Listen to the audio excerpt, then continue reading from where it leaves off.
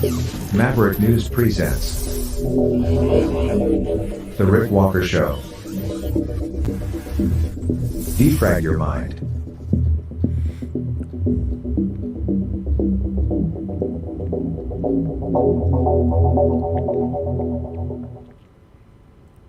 Hello everybody, welcome back to the Maverick News channel. Stacked program for you tonight.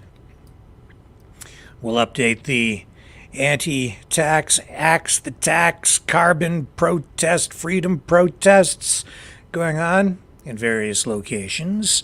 And we'll take you to a news conference in Ottawa about that. Plus, it seems Israel continues to lose in a big way the public relations battle. We'll get into that as well. And the inquiry into foreign interference in Canada's elections continues. We'll hear from a CSIS official on that front. And our feature interview tonight is with it's Bitcoin Ben coming back, returns. And it's just in time, too, because Bitcoin, it's surging. It is absolutely a bull market reaching unprecedented heights. And Ben will tell us what's in store for Bitcoin in the days, weeks, months, and even years ahead. So I'm looking ahead now to what's coming up on the other side of this, and I hope you stay with me. We'll dig into the details when we come back.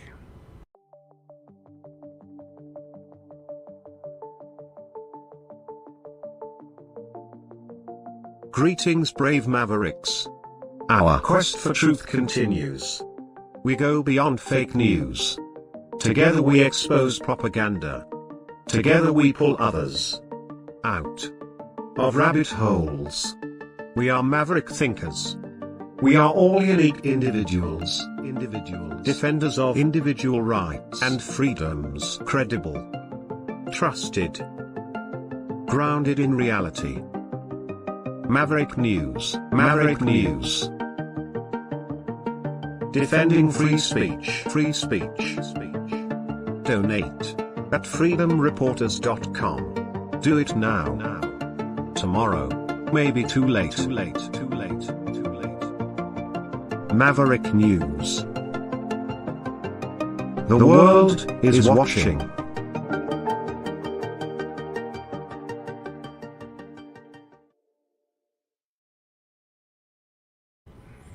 Okay, first things first. Let's talk about this situation with Israel. Of course, we saw the aid workers trying to deliver food killed.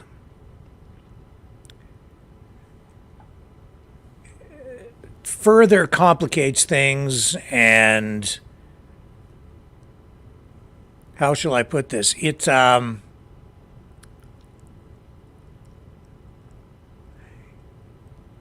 It's really putting Israel on its back heels. It has severely damaged its relationships with the world, all other countries, and it has reached a point now where the United States, Biden, is, I think, going beyond just lip service to the issue to satisfy his Muslim voters and his electoral base and the people on the left. It's gone beyond that. We're hearing now today much stronger phrasing coming from the White House saying that the deaths, that the situation related to the deaths, it's unacceptable. And that the White House is now looking for serious changes in the way Israel is conducting itself, and any future aid, military, monetary, It will be dependent on what Israel does moving forward. Let's go to the White House news conference. Admiral John Kirby bringing the president's words forward.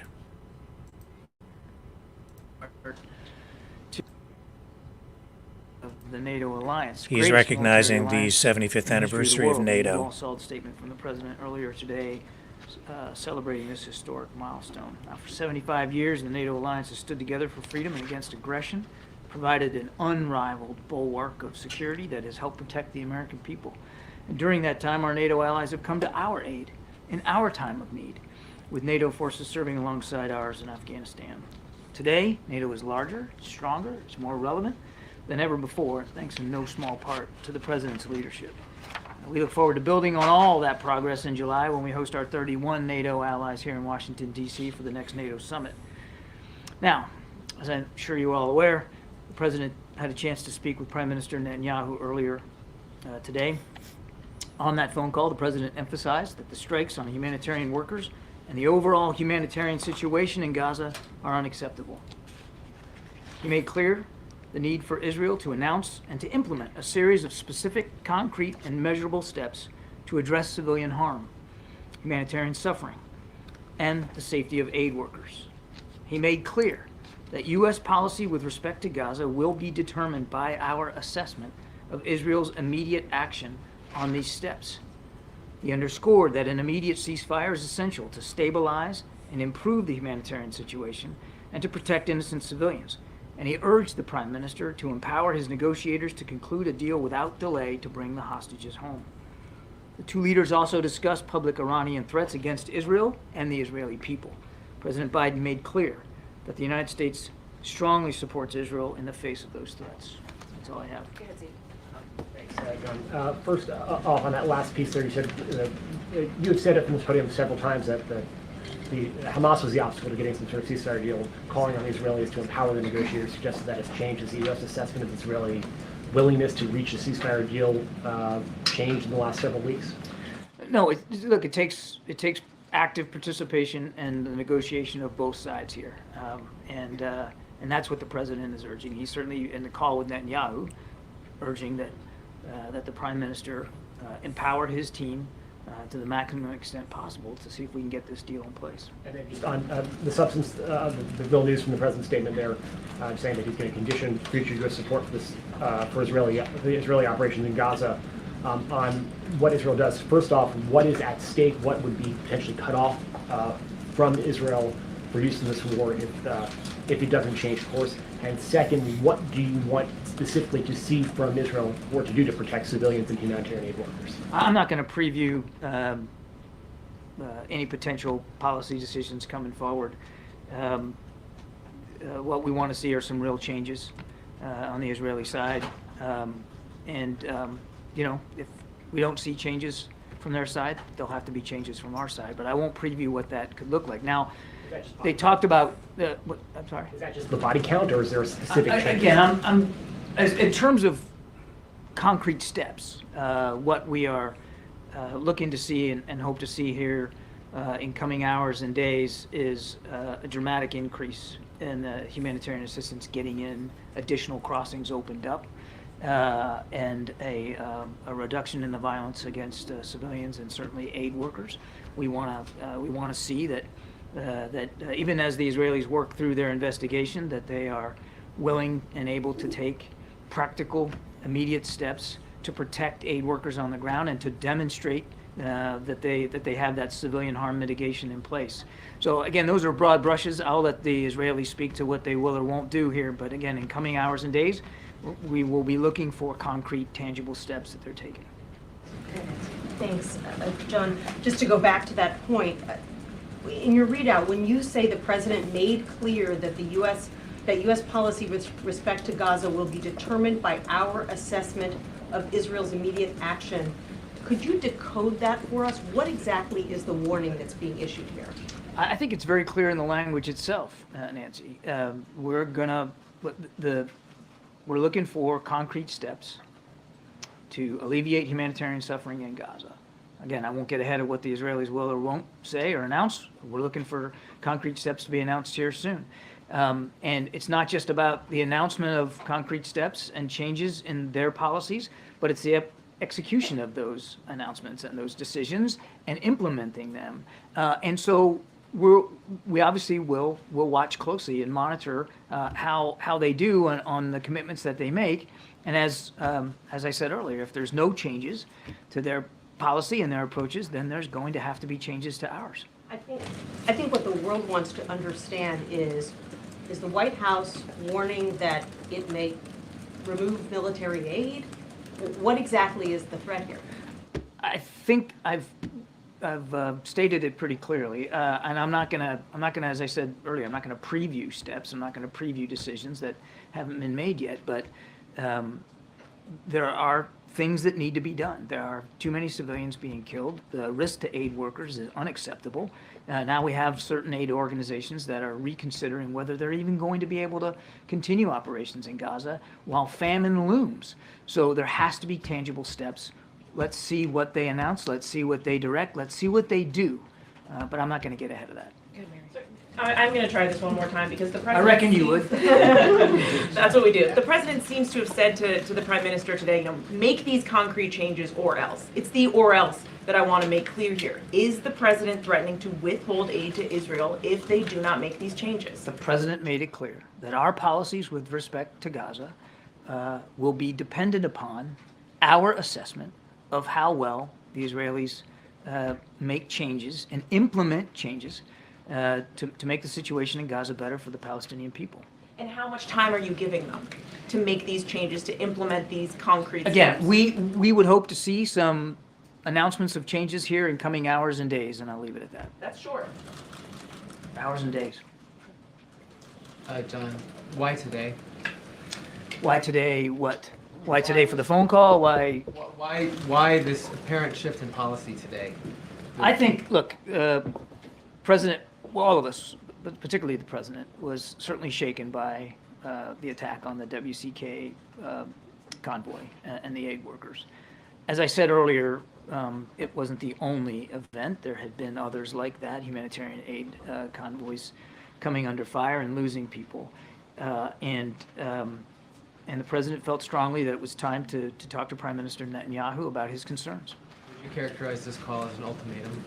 I would characterize this call as very direct, very businesslike, very professional on both sides. And the president laid out his significant concerns about the direction and where things are going. And quite frankly, laid out, as is clear in the readout, that we are willing to reconsider our own policy approaches here, dependent upon what the Israelis do or don't do. Can you just tell us who all was on the call? Well, it was a bilateral call between the two leaders, Prime Minister Netanyahu and the president. They were the only two speakers on the call. Vice President Harris also dialed in? Vice or President Harris did dial in, yes. Secretary of State? Secretary of State dialed in, Jake Sullivan, yes. I don't know who was also listening in on the Israeli side, but the discussion was between the two leaders. MJ. Admiral, you're not specifying what concrete steps Israel must take exactly. I gave you some a broad sense of it. We want to see more crossings opened up. We want to see more trucks getting in, particularly from Jordan.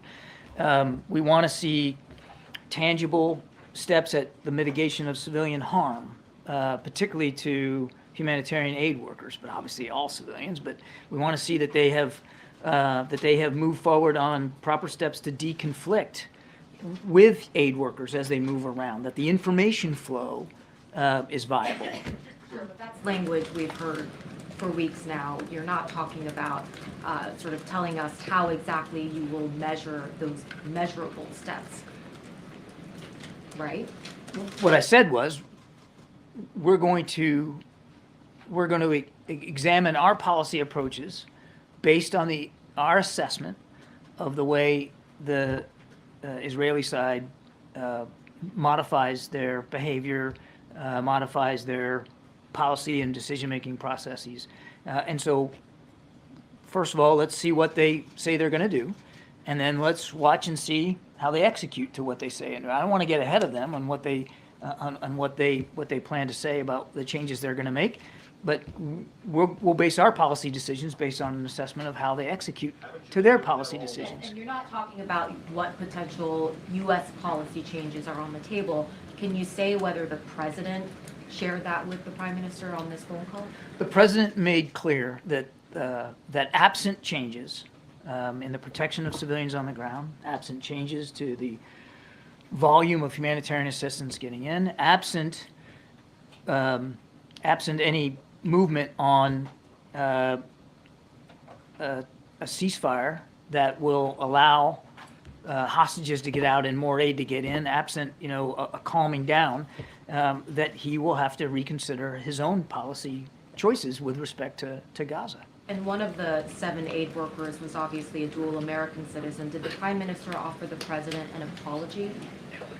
I'll let the prime minister speak to his side of the conversation. I would note that the Israeli Defense Forces, their Southern Command commander, has made a public apology for the strike. And there was no mention of Rafah in this readout. Can you talk to us about how, if that did come up, and how that might have been discussed between the two? This leaders? conversation was focused primarily on the need to get a temporary ceasefire in place, the need for there to be a pause in the fighting, so that we can get the hostages out, humanitarian assistance, the need to see that steps are being taken to learn from this strike and to make changes in the way civilian harm is mitigated from an operational perspective. And they did spend time, as the readout makes clear, talking about the very public threats from Iran to Israel. And the president, as I said, made very clear to the prime minister that the United States' support for Israel's ability to defend itself from a range of threats, not just Hamas, remains ironclad. Good, Danny. Thanks, Green. Thanks, Admiral. Just a couple of things. Firstly, how long did this call last? It was about 30 minutes or so. And just going back to, Jeff's question about the, why this sort of change in tone? I mean, has there been growing frustration on the part of President Biden that previous messaging to Prime Minister Netanyahu just doesn't seem to have gotten through? Yes, there's been growing frustration. Thank you so much, Kareem. John, one question on Israel and another on Venezuela.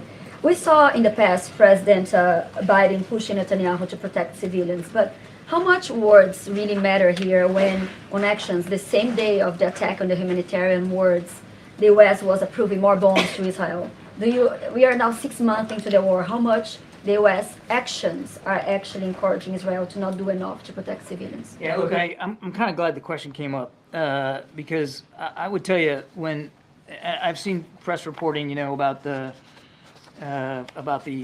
arms sales and that kind of thing, and I would just remind you that it, with the exception of the immediate 2 months after the attack, we haven't really sent emergency aid and military assistance to Israel. There was in the first couple of months. But what you're seeing here is the result of a process of foreign military sales to Israel that takes years.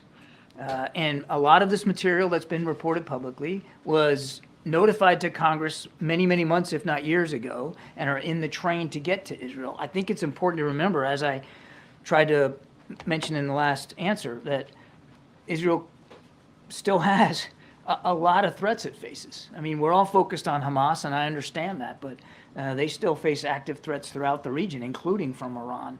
And the United States still has an ironclad commitment to help Israel with its self-defense. And so a lot of these articles, including the 2,000-pound bombs and the F-35s, those are things that have been long in the train and not tied. The foreign military sales process was not tied to this conflict. Can I have one more on Venezuela quick? Because yesterday Nicolás Maduro enacted a law creating a province of Venezuela in Guyana, and he accused the United States of building secret military bases in Essequibo. So what is your reaction, and is the U.S. considering build a military base to support Guyana to defend their sovereignty? There's no plans for a secret military base. And we've said many times that there's an 1899 arbitral ruling about the border between Guyana and Venezuela, and we want both sides to respect that ruling and to do it peacefully. Okay. Thank you. You said we would hope to see an announcement of changes. I'm wondering if that is just hope, or is it an expectation? Is it based on a commitment? We expect that there will be some announcements coming from Israel in the coming hours and days, but I want to respect their right to manage that process on their own. Okay, and was there any update given by the Prime Minister on what exactly happened with the World Central Kitchen envoy? They didn't talk about the actual strike in great detail. The Prime Minister did reiterate, as his military has reiterated, that this was on them, that the investigation was concluding, that he looked forward to seeing it, and that, you know, he would take appropriate actions to make sure something like that couldn't happen again. I mean, they did, obviously they talked about it, of course.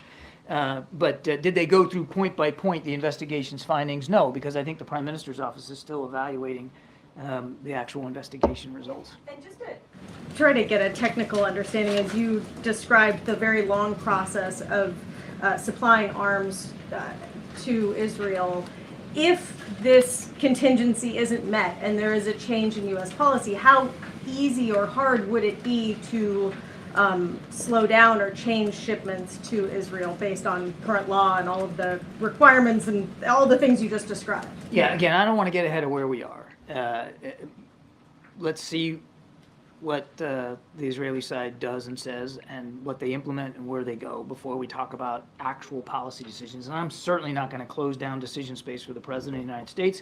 He gets to make those decisions.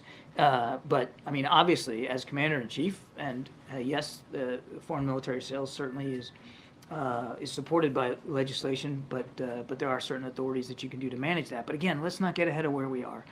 This is really about seeing what the Israelis say they're going to do and then act on those changes. Admiral, has the U.S. lost its leverage with Prime Minister Netanyahu? You know, I keep getting this question about leverage. Israel's an ally and a friend and a partner.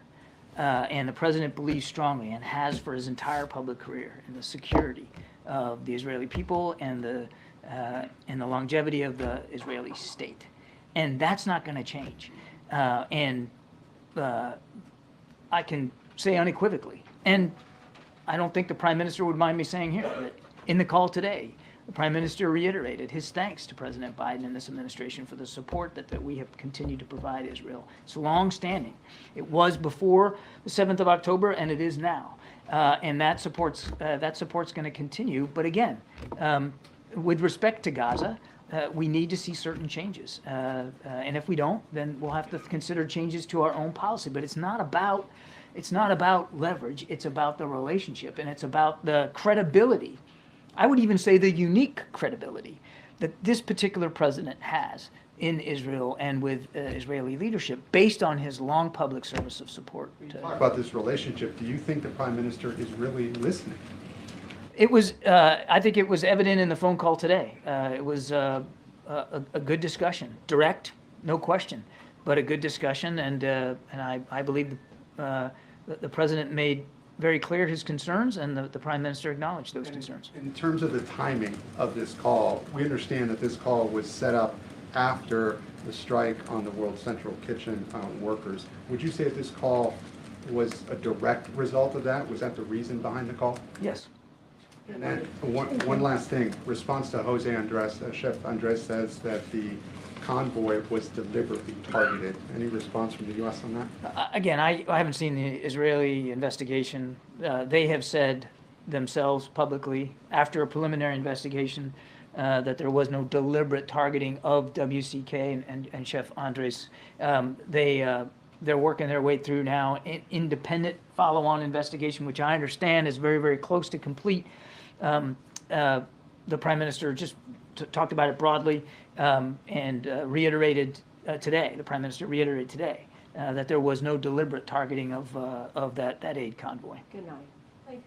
Two questions. Senator Coons was very close to the president, said that we have reached a moment where arms restriction to Israel should be considered. Senator Warren also said that Israel has violated our own laws. Are they wrong in their assessment? The president, I think it's clear in the readout, Nadia, that the president has made it clear today that if we don't see changes to the way the IDF is treating innocent civilians and aid workers and flowing the humanitarian assistance, that he's going to have to reconsider our Gaza policy. So, I mean, he was very direct with the prime minister about that. I'm not going to close down his decision space. As satisfying as that may be for some of you, I can't do that. But he made it very clear that we need to see some changes on the Israeli side. I want to ask you about very disturbing investigative report by an Israeli journalist who said that is the White House aware of an AI program called Lavender that's been used by the Israeli army to target operatives in Gaza in what they call a kill zone, where this program has only 20 seconds of human supervision, and it led to the death of thousands of women and children in Gaza. Do you think, are you aware of it, number one? And second, does the White House believe that AI can be used in this way without supervision? I'm not aware of it. You're going to have to let me take that question. We'll get back to you. Thank you so much, John. I'm going to start with the Trilateral Summit, then I'm going to move on to Rwanda.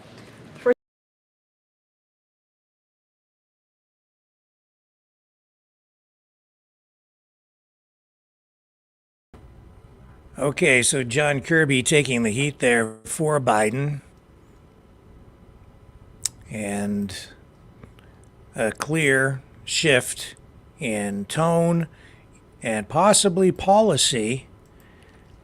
Moving ahead, Canada has already passed a new policy position in the House of Commons suspending military aid, that coming at the end of last month. And today, Justin Trudeau saying again, using this word again, unacceptable. That's his response to this attack that led to the deaths of those aid workers. Here he is. Ian Frey, CBC. World Central Kitchen is asking for a third party to investigate the killings, not Israel. Yesterday, you called for an investigation.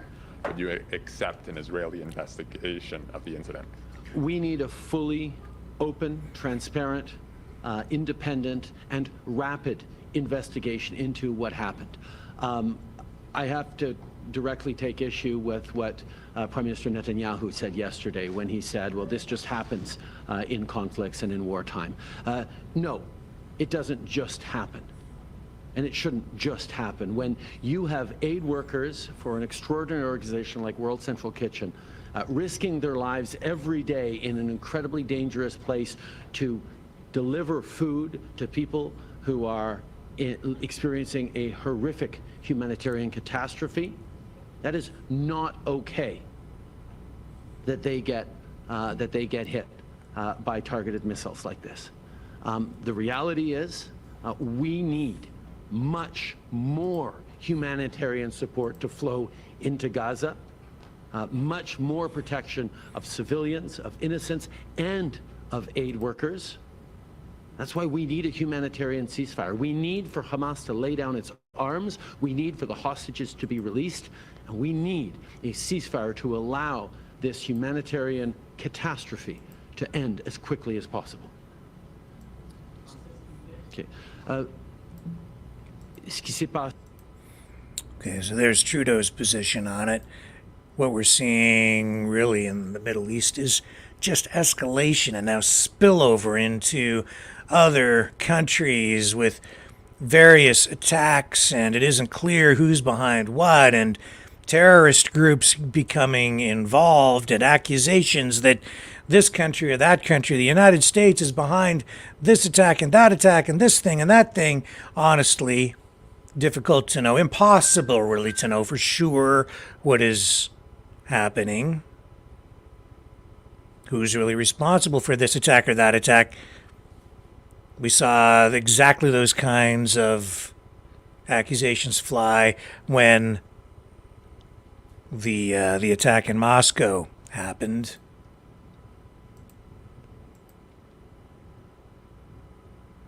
And here's Colonel McGregor talking to Judge Napolitano. He's saying that, well, I'll just let him speak for himself. He's saying that all of this could lead to a direct conflict with Russia. Here he is. Mr. Netanyahu must escalate to survive. And he believes that escalating the war is ultimately Israel's salvation. How do you escalate the war? You goad Iran into attacking you. And this is a direct provocation designed to precipitate a major response from Iran. So it's a foregone conclusion that if Mr. Netanyahu is successful and we are dragged into this, we will end up fighting with the Russians directly. Most of your political class is bought and paid for by the Israeli lobby. Hatred has taken over. Emotion has taken over. There is no rational calculus unless you want to judge plans for the annihilation of Arabs in Gaza, in the West Bank, and potentially southern Lebanon as a rational calculus. I don't think you're going to see a deliberate counterstrike from Iranian soil. Because again, the Iranians don't want a war. This is the thing that has to be understood. Nobody in the region except the Israelis and the United States are enthusiastic about the war. I think that the globalist elites that are ruling the states in Europe, in Western Europe primarily, are unwilling to admit the truth because they know if they admit the truth, they'll be held accountable at the ballot box and they will lose. I think they're going to lose anyway. But when the truth comes out, they've had it because they've also committed suicide economically, as you know, by rejecting cheap Russian energy and turning to us for expensive energy and to other means, believing that the future consists of windmills and solar panels. There's no future for windmills and solar panels. That's a lot of nonsense. Civilization needs a lot of cheap, effective energy. You're only going to get that from coal, oil, gas, and nuclear power. But they're going to persist in this fantasy as long as they can. They have nowhere else to go. The whole thing is a farce. It's a bad joke. It is foreshadowing the end of the European Union, I think, and the end of the North Atlantic Treaty Organization, all to support this mindless, impulsive war against Russia, utilizing the Ukrainian people and their country as cannon fodder. But then again, I think that we have perhaps the most ill-equipped, ill-prepared people in the history of this country running our foreign and defense policy as well as our domestic agenda. They don't live in the real world. They're in a bubble in Washington. I run into people all the time that say, there's no economic crisis. There's no problem. We can continue to print money. And all you have to do is use your head and understand that every 100 days we add another $1 trillion to the national sovereign debt. But that doesn't make any difference because we dominate the world financially. Well, that's changing. And now that Moscow has the lead in the BRICS, and that BRICS organization is growing rapidly, I think you're going to see a move to gold-pegged currency in much of Eurasia. And as that develops, the dollar is going to be reduced in importance and essentially expelled. The future is grim.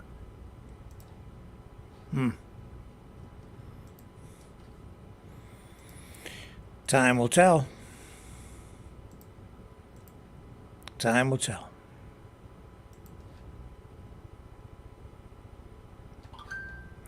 We'll find out more about that, I think, when we talk to Bitcoin Ben. Cryptocurrency, artificial intelligence, just two related topics that we're going to touch on during our feature interview with Bitcoin Ben very shortly. We'll come back, and on the other side of this, we will update what's going on with the Axe the Tax, carbon tax, freedom protests across the country in various locations. The information war is raging. Truth without integrity is worth nothing. Maverick News. Because those who have power and those who seek it must be held accountable. The world is watching. Join our family of truth seekers. Donate today and add your voice to the chorus of Maverick Knights. Donate at maverickdonations.com. Truth. Integrity. It's the Maverick way.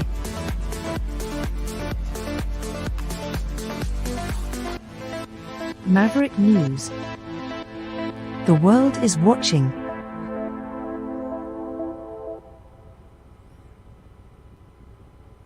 We are going to take you to Ottawa shortly for a news conference with a group supporting the Axe the Tax, no carbon tax freedom protests. The protests across various locations in Canada. In Ottawa, though, that's where we're going to go for this news conference. But first, let's let Freedom George take us for a little tour around the protest out on the Trans-Canada Highway at Highway 22, out in Alberta, near that Petro-Canada truck stop where the protesters are still there, hanging in there, holding the line, so to speak, in that sort of parking service area, service road parking area right adjacent to the highway. And they were back out there today, but it was a little colder. There was snow. Things are changing a bit. And let's take a look and see if they have any more people out there supporting the effort. Here we go. Here's the walk around with Freedom George. Put my gloves on. Hey everyone. So I got a surprise here. My cousin come and showed up. Yeah, she's from Didsbury. She's out here waving a flag, having fun. So, just grabbing my things here.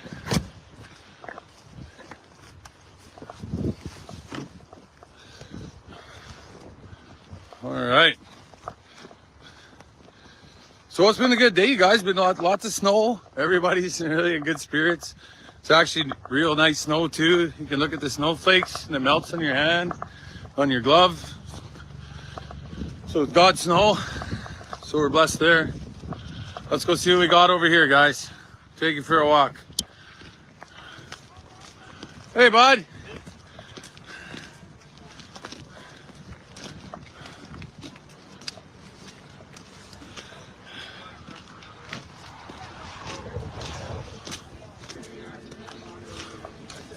Oh, snap. Now we're talking. Oh, we're sword fighting. I'll sign the flag for sure. We're going to start at this end, guys. I just want to do a live for you like I do and then get back to doing other things. Trying to stay on it. We had a few more over there today, but I think they come back over here to warm up, get some hot soup and stuff. There is one car parked over there still, but and there's many people. It looks like quite a few. I've been gone for about an hour and a half from the crowd, so I had to do my dishes. Got my dishes all done. Cooked myself some soup and a Sammy. Real deadly.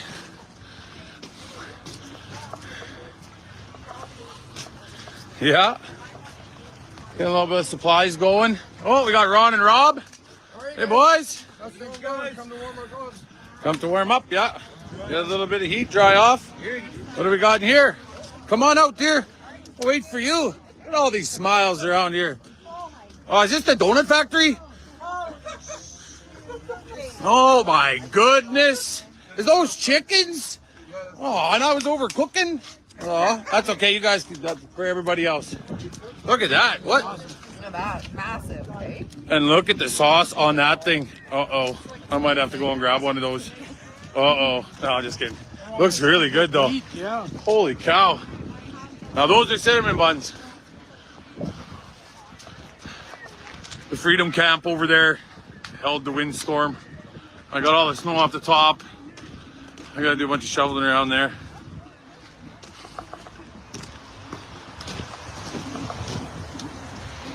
So, all the truckers out there, we need you again. We need you again, all you truckers. You really want this carbon tax gone. You got the power to shut her down. Let's go, truckers. Pass on the word. We started it. You boys finish it again. Let's go. If I'm on the road in my truck, I'll help you do it. Shout out to Jerry Forrest from Salmon Arm for buying the wood off Mike and having it delivered. He followed you.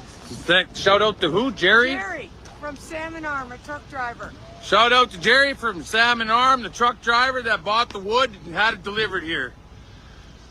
Watch your flag, bro. Oh, yeah. Thank you. Hold the line. Yeah. Yeah, no kidding. What's up, boys? How was the tenting last night? What's up? Are you having fun? What do you think about this carbon tax? I think the carbon tax is ridiculous. There's too many taxes. The carbon tax, we know, it's a dog show. The price of food is ridiculous. It's really hard on families. It's not helping anybody. And yeah, I think it's time for everybody to stand up and make some noise. Yeah, for sure. Right on. Where are you from? You come down with your tent. You come for a day or two, and then he's like, "Fuck this! I'm getting my tent." You told me. Oh yeah, we're staying. Excuse my French. And now he's staying.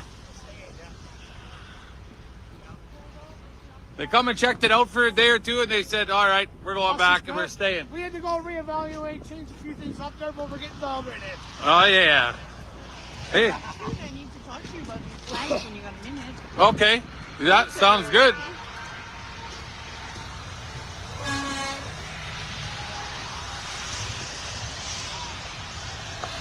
Hey! What's the meaning of this flag?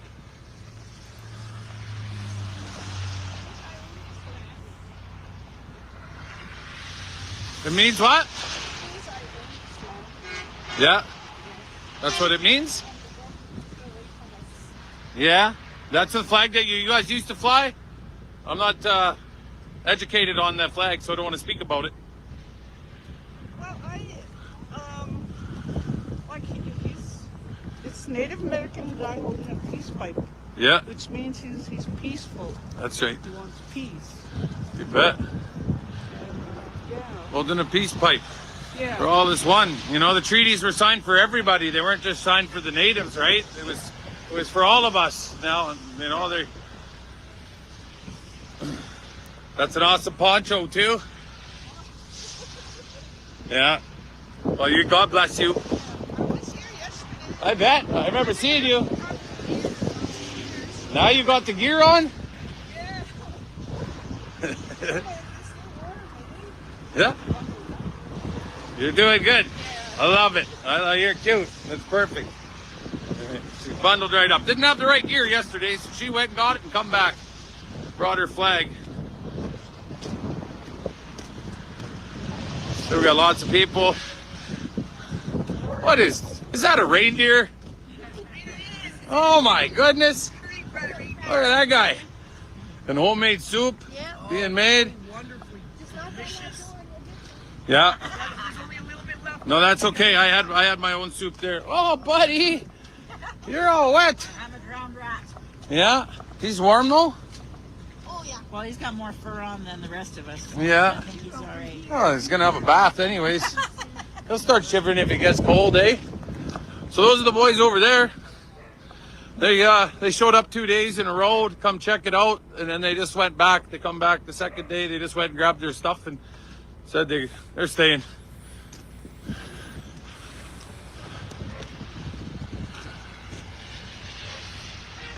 So there it is, guys. There was, when I left to go and have lunch, there was quite a few people out. More people out, but I think they're warming up. So everybody's taking shifts out here too. Hope we build up for the weekend and have a nice weekend here.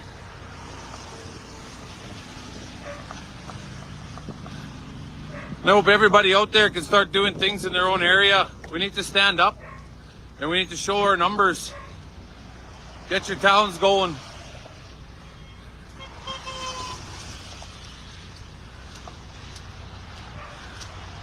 What up, cuz? What up, cuz?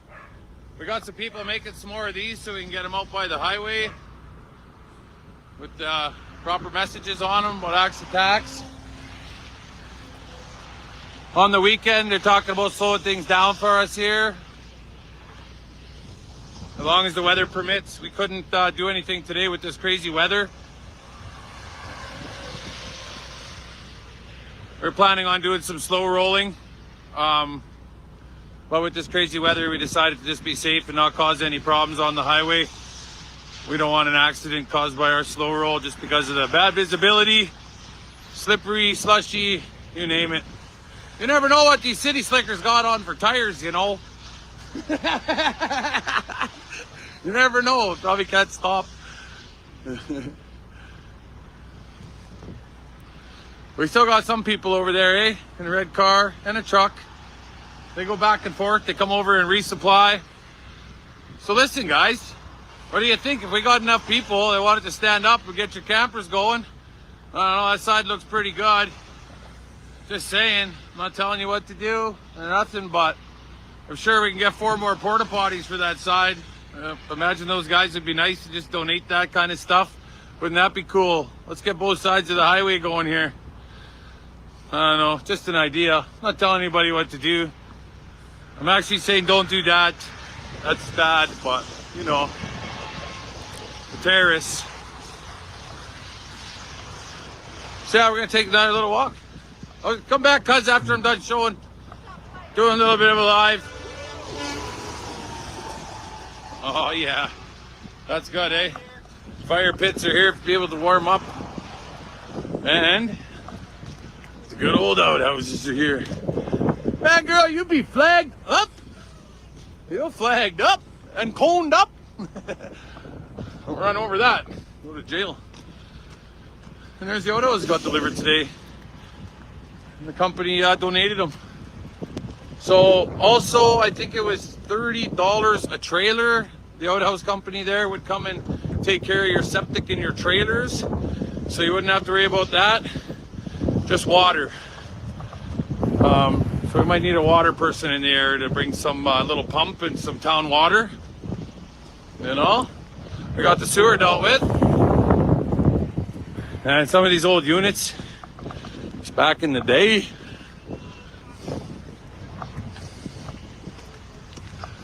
Hey!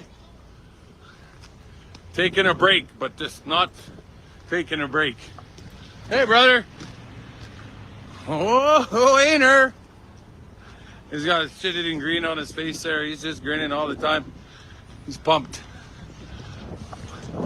Check out this one here.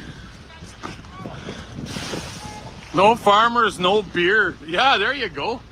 That's a good one to get people moving.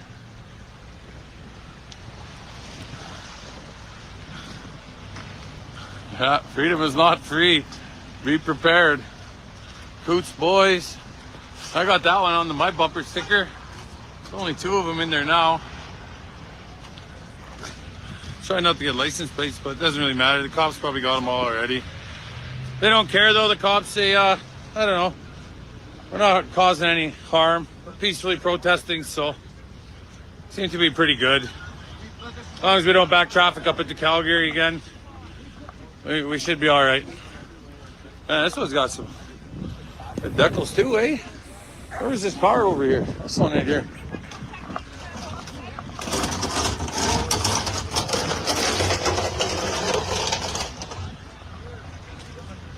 That's right, brother. That's a good one.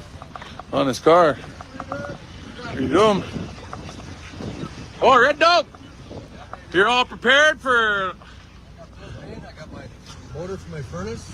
Yeah. And gas. I'm all done. I'm good to go. All right, so we just got to change a motor in the furnace, and We got an RV tech on location. Yeah, you bet he's already here. Yeah, we make sure we got our RV guy on hand.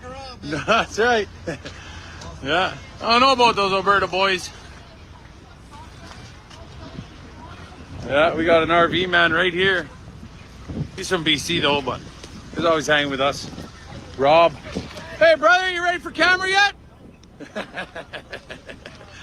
Oh my goodness. I did not realize there was a little tent set up there. How did I miss that?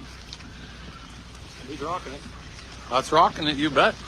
As long as you got the proper sleeping bag, it's no big deal. You get those ones that are minus 50, you're good to go. Just bundle up inside of them and not a problem. So, gotta make sure we let these trucks through, yo.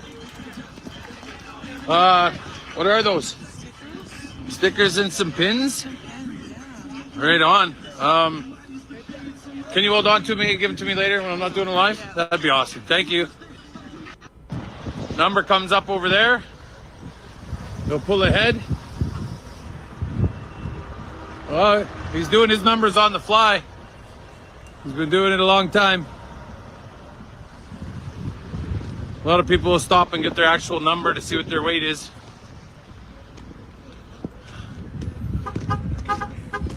Hey, hey!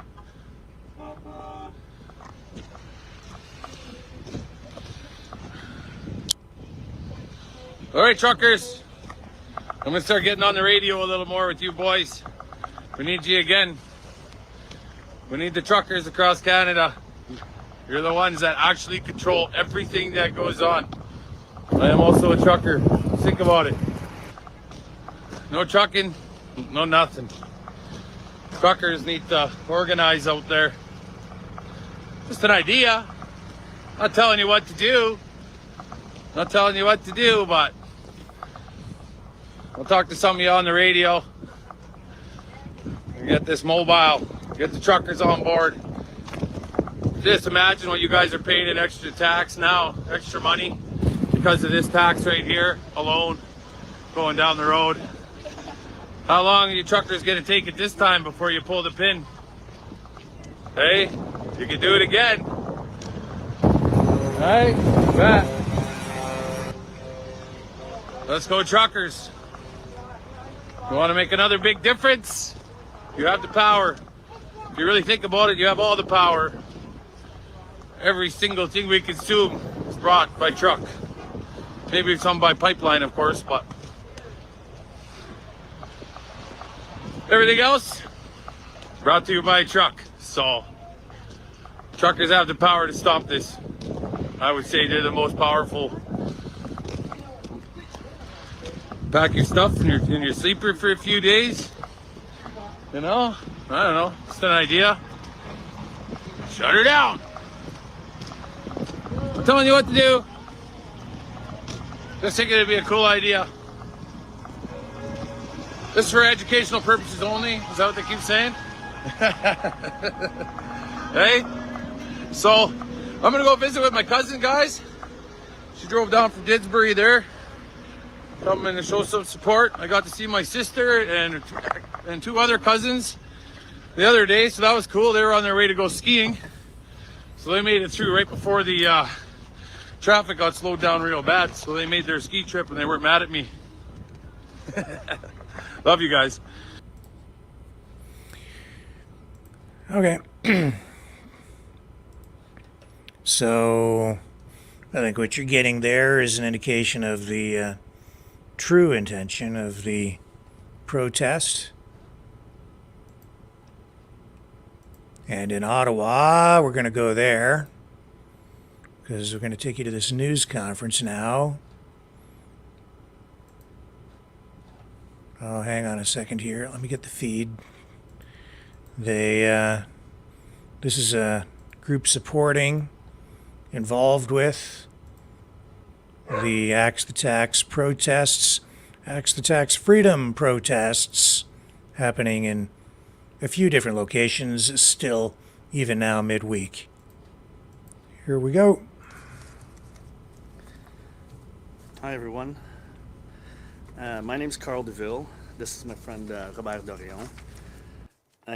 We're here to speak on behalf of all Canadians that have issues with this carbon tax. Canadians rose on April 1st as a result of the implementation of the carbon tax. The protests are ongoing throughout this country as we speak right now. As a concerned Canadian, I am seeing in the protests is very concerning for many reasons. Firstly, I would like to implore that all parties, protesters, law enforcement, and Canadians who may feel inconvenienced by this protest, to exercise the utmost patience and understanding. I would also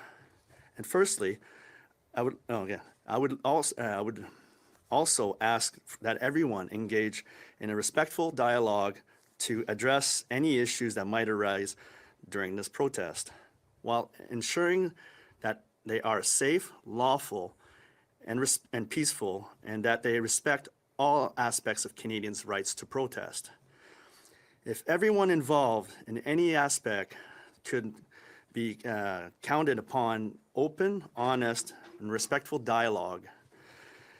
This would beget the trust amongst all to have a successful protest. Within the parameters of protesters' rights to protest and law enforcement mandates, thus keeping protests safe, peaceful, and lawful. Calm heads must prevail for everyone involved. Secondly, there is no set ground rules for protesters across this country to have a safe, peaceful, and lawful protest. Protesters are getting confused by what appears to be continually changing rules from law enforcement in some locations. I have witnessed videos where protesters and law enforcement officers are in discussion and trying to work it out. However, I think that we all agree on how frustrations can arise when the rules of engagements are unclear. This is not what is needed, nor is it beneficial. Changing the rules or threatening of arrest does not work in anyone's favor. Given this, we also petition the federal courts to immediate action on establishing a consistent ground rules for safe, peaceful, and lawful protests, while balancing the goals of all parties involved. As a concerned Canadian citizen, we ensure that success for all protesters have the democratic right to a safe and legal and peaceful manner. Law enforcement has the mandate to ensure that this is also the case.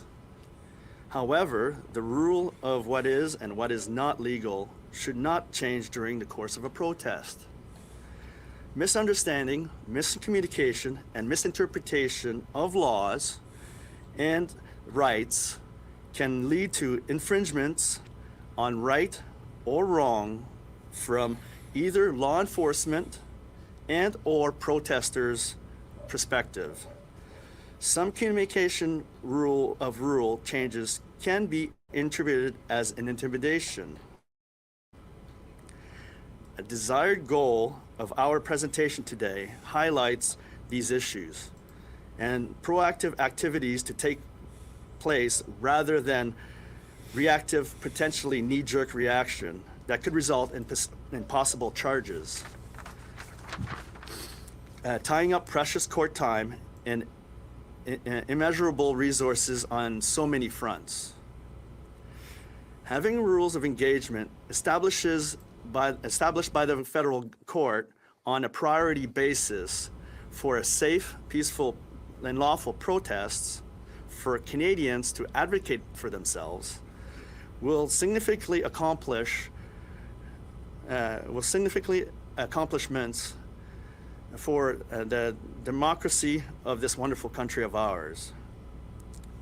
Lastly, we want to encourage the government to an open up dialogue with the citizens of this country, of Canada, and the businesses of Canada to address the issues of the carbon tax implementation on Canadian citizens and their businesses across this beautiful country.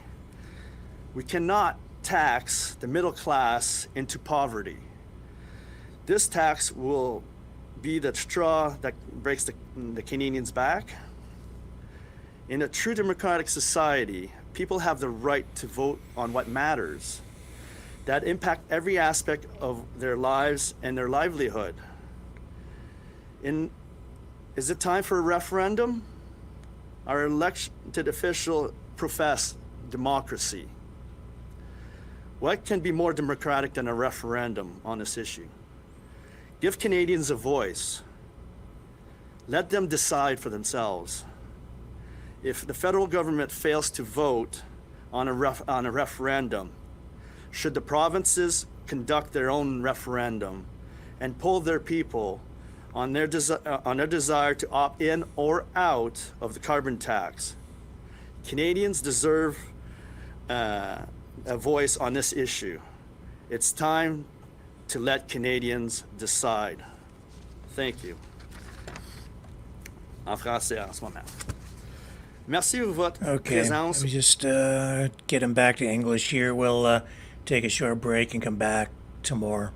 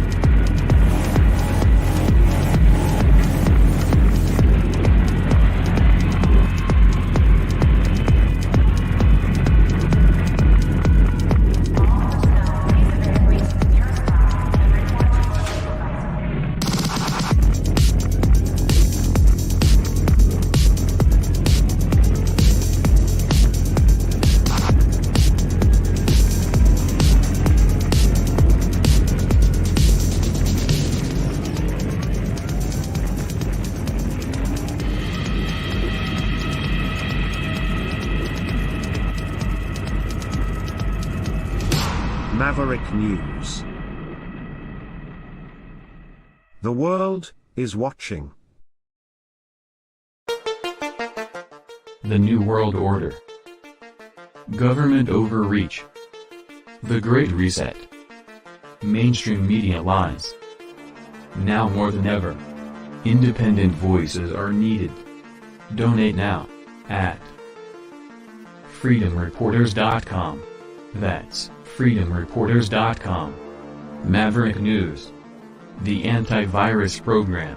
For your mind.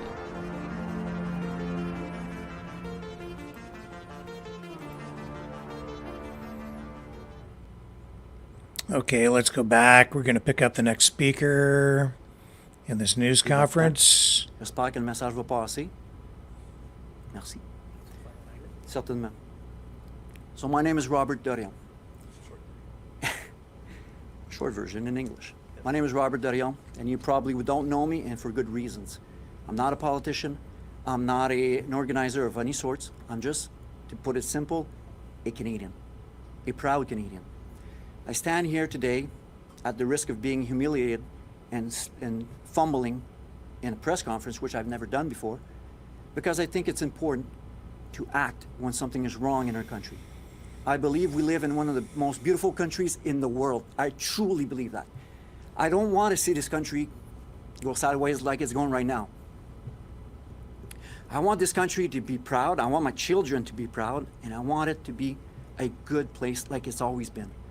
Presently, we're having issues, and we've been having issues for the last few years. The last straw was this carbon tax that Mr. Trudeau imposed on April 1st. Now, some people will say Quebec is not affected. I am from Quebec. That's not true. We've been paying an environmental tax on fuel for a long time, and it's been hidden from us, and we're just learning about it. There's BC as well that's not paying this carbon tax. But the reality of all of this is that everybody in Canada will be affected, because the goods that we're buying and purchasing in Quebec and any other province are all going to be affected by this tax hike. We've already seen the impact on the price of food, the price of heating, and all kinds of other items that we need to survive. This is a very bad move. That is why, in my opinion, we see so many people protesting right now. They're doing it in a very legal and respectful way. They're not blocking roads. They're not causing any trouble. We are really good Canadians trying to get a message across. And that is the right thing to do in a democracy. Justin Trudeau is always proud to stand up on a podium and say how he is a great defender of democracy across the world, ready to spend hundreds of millions of dollars in Ukraine and other countries to secure democracy. Why won't he apply those same rules in our country? When 386,000 Canadians signed the largest petition ever in Canada, asking him to resign or to call elections, he brushed it off. In my opinion, that's not democracy. Did not even address the question. I think that we are at a crossroad right now. Canadians are standing up. We're doing it in a peaceful manner. We are using the tools at our disposition, like we're doing right now, expressing ourselves, expressing our concerns. going out of her way to do press conferences, which we never do. Anybody looking at this, watching this, should realize that this is not normal. This whole scenario is not normal. You don't see regular Canadians standing up, doing a press conference, trying to get the government to listen. And there's a reason for that. We have hit a low point. We can't take it anymore. And I'm talking for a lot of Canadians. I can't speak for all of them, but a lot of them. This needs to be addressed. Our Prime Minister, who is so keen on democracy, should do the basic thing in a democracy and listen to his people. So on that, I'd like to thank you very much for your time. I hope this message will get across. Keep your heads up and be proud. Thank you. Any questions? No questions here? We'll now take questions from Zoom.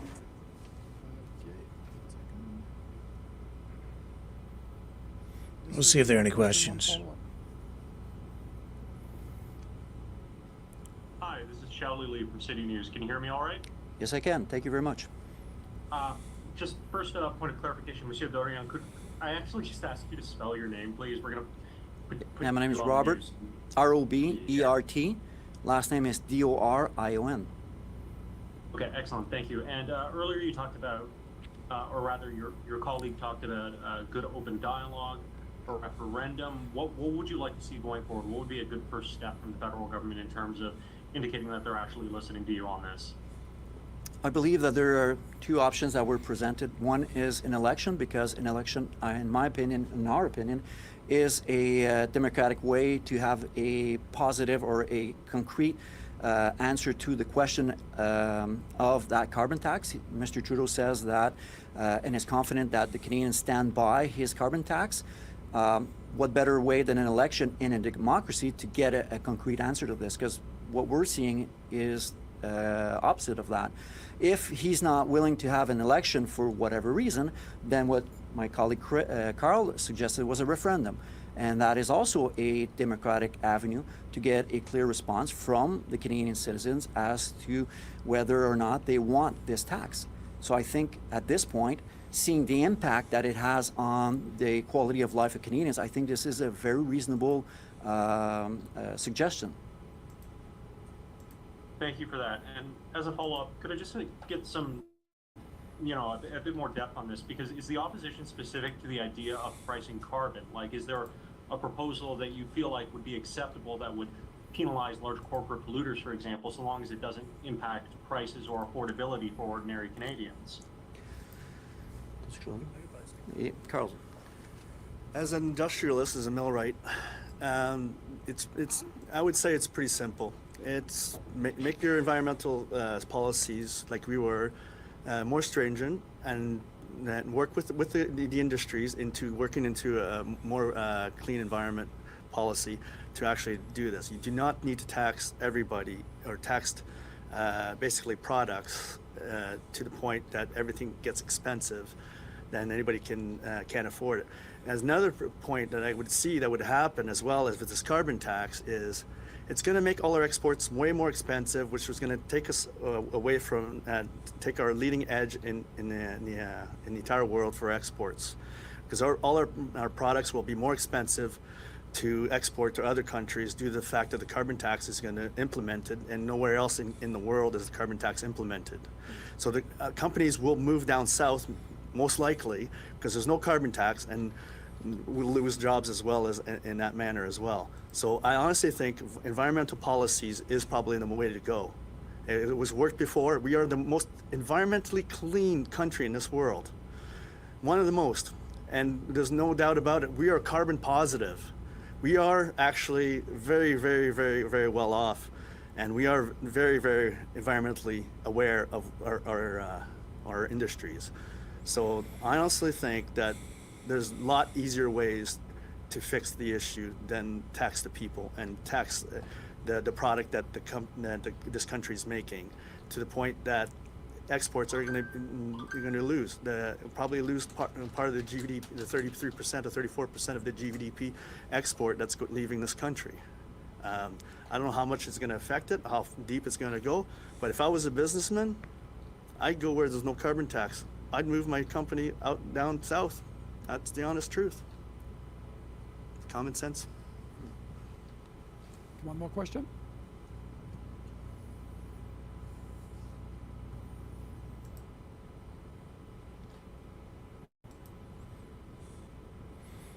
We'll stay with it for a moment. Thank you for your time.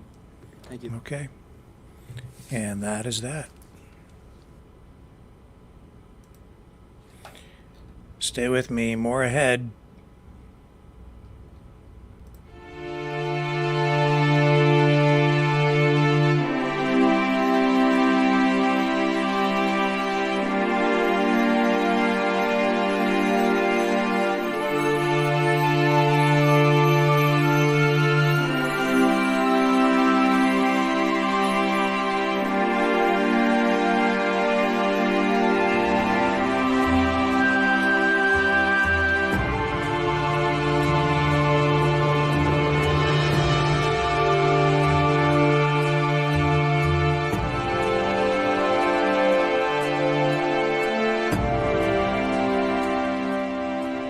Maverick News. The world is watching.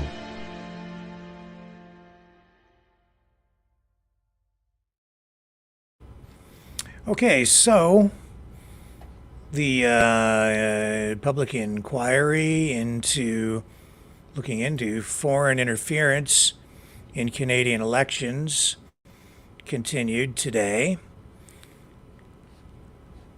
And just a moment, just gonna click on that to get that audio out of my head from another story. So the RCMP is probing this. The RCMP Commissioner Mike DeHame says the police force has a number of different investigations ongoing right now into possible foreign interference, including what happened in the last two general elections. But those investigations, he indicated during testimony today, did not begin until after the election was over with. The commissioner would not provide information on exactly how many different investigations are ongoing exactly right at the moment. And I guess that's being done for to preserve the integrity of those investigations at the moment. So these hearings, this inquiry is being done to examine possible meddling by China, India, Russia, and other countries in the 2019 and 2021 federal elections. I believe this is the 9th day now. And today was focused very much on testimony from intelligence and police officials. Now we do have this additional testimony now from CSIS. Let's go to this clip where it is where this issue of well, first they were addressing Russia, and now I believe we're getting into the influence and interference by the People's Republic of China, the government of China. And this is reference now being made to some documents that were presented, but in some cases fairly redacted. Here talking about the techniques being used by the People's Republic of China. And we'll note just above in paragraph 10, the last sentence, we're referring to the PRC. So its preference, we're referring to the PRC. And I'll read out, diaspora communities can be pressured to vote in accordance with its preference, using sticks and carrots. Witness 2 said that many members of this diaspora community are afraid that the PRC will know who they voted for and do not dare vote against the country's expressed preferences. Witness 2 believes that the PRC's ultimate objective is to condition the response of the diaspora community so that they vote in a certain way without having to be told to. The United Front work is that of work that is of concern for CSIS is when it is clandestine, deceptive, and threatening. Do you agree with this observation? And if so, to the extent that you can tell us, how does CSIS combat this? So, Madam Commissioner, I do agree with this statement, and I would say that the reference to United Front work is critical to understand how PRC is engaging in foreign interference activities.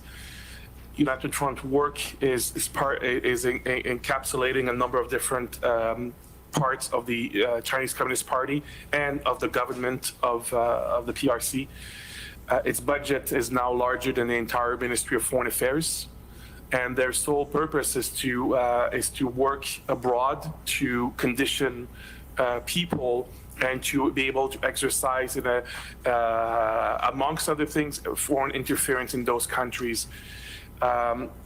Xi Jinping, president of the leader of China, is considering United Front Work Department as one of its magic weapons, because it has the ability to condition so much and to push the interest of the PRC abroad in a very effective way. And so CSIS, as part of its intelligence work, will undertake a number of intelligence operations using all tools at our disposal to understand what are the actors, what are their modus operandi, and be able to inform government and in some occasions take threat reduction measures to diminish the threat activity of the United Front work, but also of other actors involved in those activities in Canada. If I can add, CSIS is very concerned about impacts on the diaspora communities, and is also very cognizant that certain individuals have a fear of the intelligence service. Some may have arrived here from countries that the intelligence service does not work in a democracy, and they may not feel comfortable coming to CSIS, and CSIS knows that, which is one of the reasons that, as the director testified to earlier today, so much public communication is being done, and this inquiry being an example of that, in terms of communicating that CSIS does want to hear from the communities. And as the director mentioned, we work with our law enforcement partners and have successfully done so in countering certain threats to the extent that we can. So we absolutely are very concerned about any threat to the diaspora communities and are welcoming further collaboration with them. So I would just add on to that it's fundamentally important for the service and therefore for the rest of Canada and the diaspora communities for us to begin to build trust within the diaspora community so that they will actually talk to us as well and tell us what they are experiencing, and that helps to strengthen the overall awareness of exactly what's going on within our country. It's fundamental to us as Canadians and all Canadians that we have this ongoing conversation and we can start to inform everybody so that they recognize what they're seeing and that we can start to build better structures to protect against it. Thank you very much, everyone. Thank you. Okay, so enough of that for today.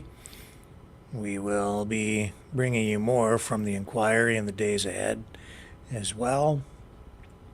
Let's take a break, and when we come back on the other side, I think our feature interview will commence with Bitcoin Ben.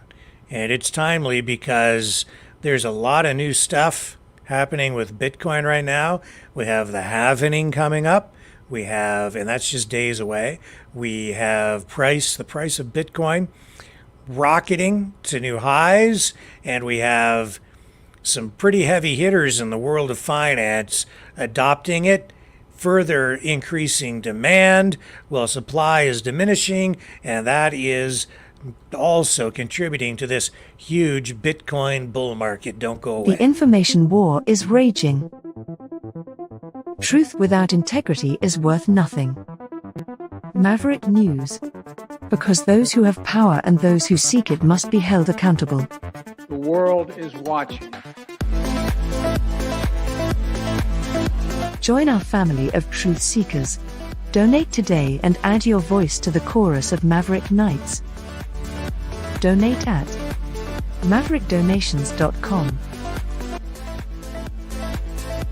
Truth. Integrity. It's the Maverick way.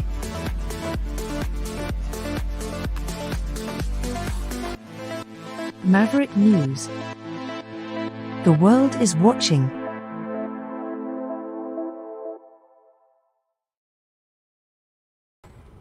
Okay.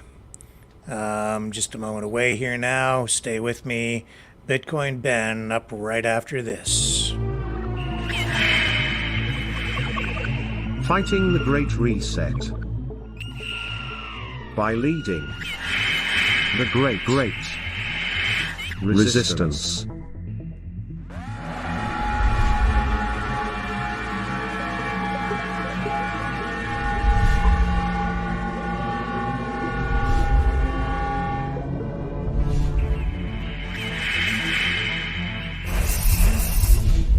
Maverick News. The antivirus programs for your mind.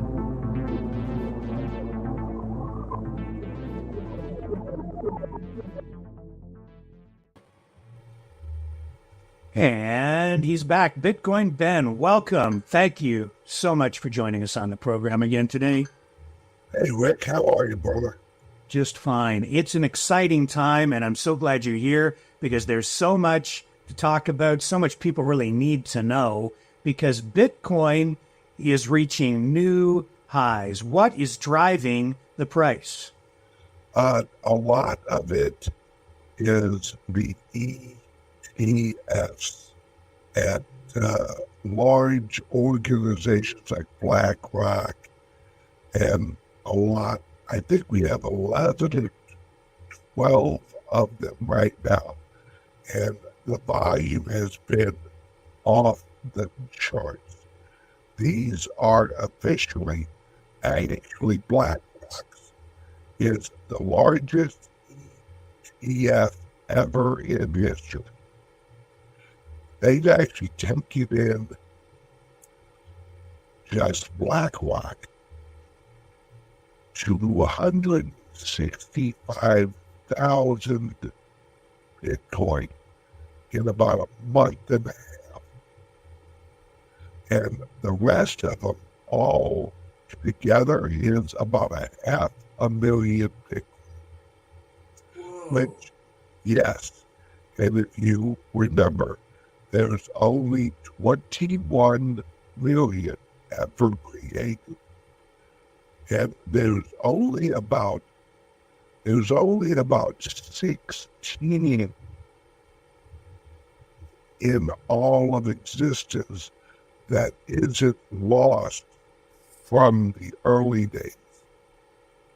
So although you hear, oh, there's 21 million Bitcoin, in reality, there's only about 16 billion that aren't trapped in old wallets that, like, people lost their keys, they passed on, and they have not actually leaked in years. And so 16 million in reality available. And the BlackRock and the ETFs in just 1.5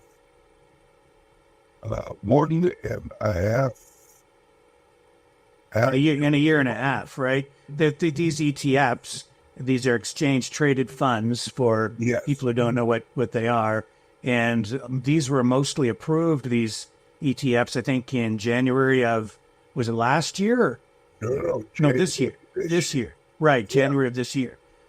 So just in the last January, February, March, 4 months, 4 or 5 months. Yep. They officially launched, I want to say about 6. They officially launched on I think it was March 1st. And they have been racking up. Like I said, BlackRock's is the #1 ETF ever. That means every other ETF, including silver and gold, all of those. Oh, no. This ETF was the largest one ever. And it's just they keep buying. In fact, recently, today, this morning, we learned BlackRock has reached out to several of the major producers of actual Bitcoin and asked, hey, do you have any you want to sell? And they said no. Nope.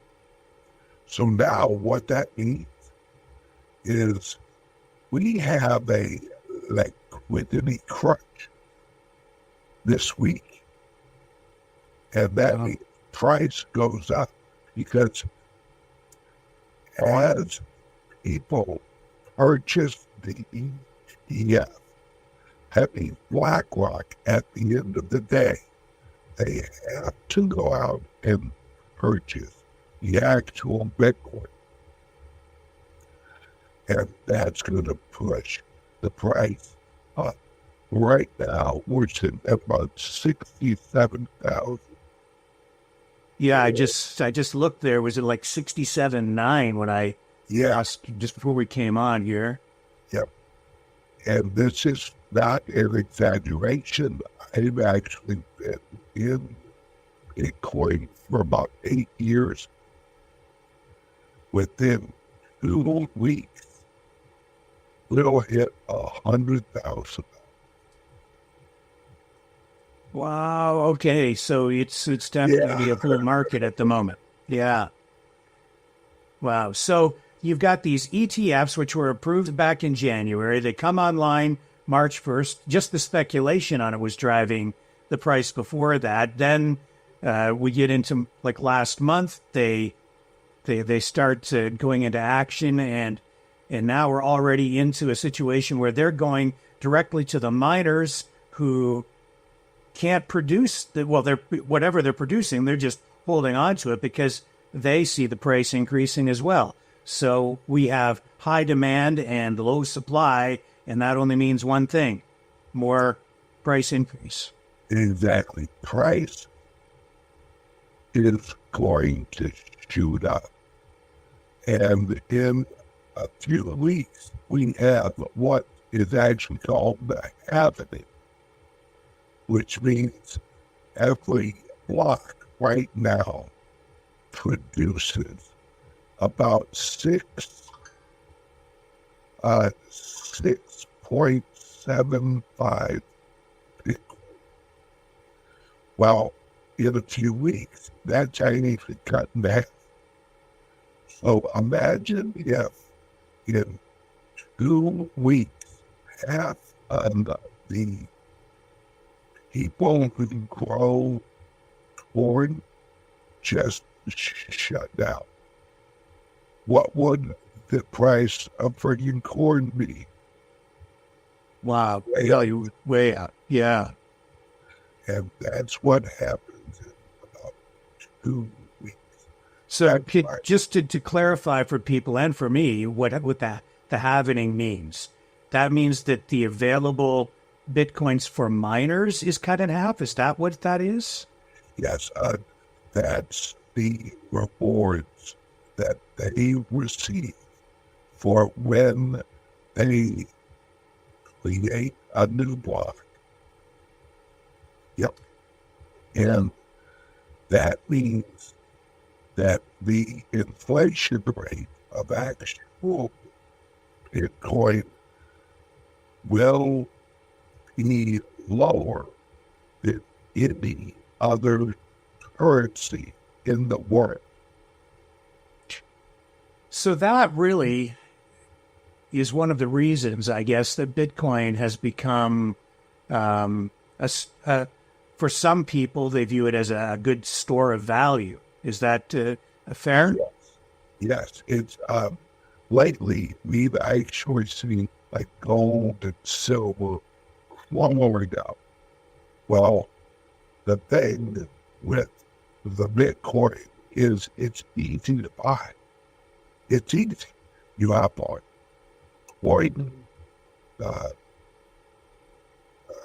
Coinbase or Kraken. You hop on, you buy it. That's it. You have it in your private wallet. You hold it. It's yours. Where with, silver or gold, yeah, you go out and buy it, but you have to literally hop in your car, go down there, grab some silver, grab some gold, haul it to your house, put it in your safe, and leave it there. Then when you want to sell it, you got to take it out of the safe. You got to go down there. You got to sell it. And they are going to give you the actual price it's at. They're going to take off a little. And voila. Well, with this, it's all on your phone or your laptop. If you actually buy low, and then it runs up, and you're like, I'm going to take a low profit. Just hop on your phone. You hit sell. That the U.S. dollars are put into your checking account instant. And it's simple. That's why this is growing so rapidly. That's why I have our clubs. We have one here in Sarasota. We just opened up in Nashville. We're launching another one up in the Boston area. I love Boston. Oh, I'm sorry. And we're launching another one in Texas, a few more here in Florida. We are growing by leaps and bounds. And it's because everyone's really getting hyped on it now. Every single morning at 9 o'clock when we open, there's someone at our door waiting for us to unlock the door. Come on in. Yeah, I want to learn about Bitcoin. I need you to show me how I handle a wallet. All this, what I should do, how I should do it safely. And that's what we do at our actual clubs. Like I said, I'm really sorry. I'm a little under the weather, so I'm not really firing on all cylinders right now. Oh, that's okay. So your clubs are not just physical locations, but people can participate online as well. How does this work? Our website, when you join our club, you have access to our website also. And that has educational videos, how you download a wallet, what is a wallet, what is Ethereum, what is Bitcoin, what's Litecoin, what is all this. We have all of that on our website. And really, it's easy. It's easy once you realize it's just like actually buying anything else right now. You hop on your phone. I think I want a cheese pizza with something else. You hop on your phone, you place some order, they bring it right to you. And very easy to do. And the clubs, I guess, open the doorway to this whole opportunity for people. Yep. And we have one-on-one help where if you'd like, we could actually set up a Zoom with you, and one of our employees will help you, one-on-one. Gotcha. So what's this doing to the prices of other cryptocurrencies? Is everything rising in value? Be like a rising tide raising all boats? Is that what's going on? Well, probably how it will happen and how it usually happens is once the Bitcoin, the one and only Bitcoin, once it hits $100,000, maybe around $95,000, you'll have a lot of runoff off of there and into the altcoin. Now, I don't really mess around with a whole lot of altcoins, but we have employees here who are altcoin crazy. They love them because really, if you know what you're doing, you can make a lot of money in altcoins. And I really don't have time to like really make that close of and to do it. But we have the employees here. That's their whole life. You know, like, oh, I got this one here and whatever, and I sold it way out here, and I'll roll that back in for Bitcoin. It really is the wild west right now. But the reason it is there's opportunity. That's what the Wild West was. It's, hey, if you're in the West, you better protect yourself and you better not act crazy. Well, it's the same thing in cryptos. Joe, come in and think, well, I'm just going to hop in and I'm going to play the ball. Coins are not going to be rich. No, you have to know what you're doing. Or you're going to get, as we say, wrecked. And we don't want people to get wrecked. The easiest thing I recommend right now is everyone who is new. Number one, and this is just me, you should seriously think about it and pray on it. You know, it's that's how I handle my life. Because I pray a lot. So I guess the best advice I've heard is don't invest more than you can afford to lose. Yes. Yep. And walk slowly. You know, don't hurry up and rush in. You know, I gotta buy everything. No. Go slow.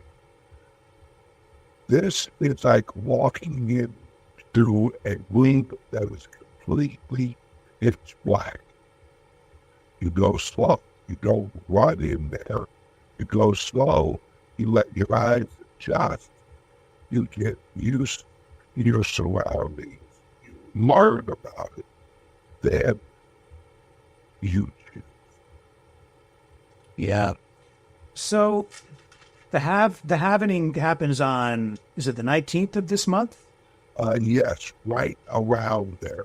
It happens at the creation of a certain block, and that fluctuates slightly. So right around 4:18, some people are hoping it happens on 4:20.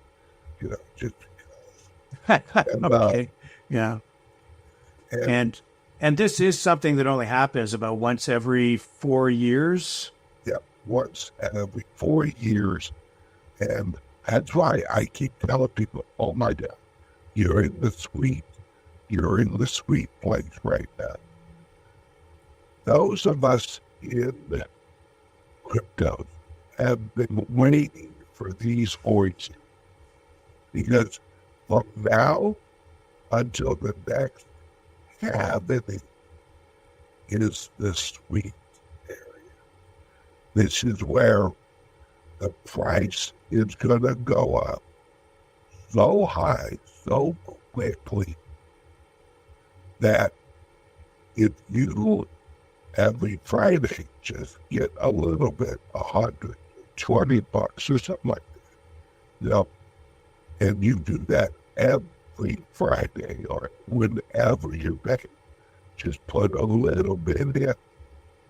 Over the next 4 years, you're going to see that grow into a substantial amount of money.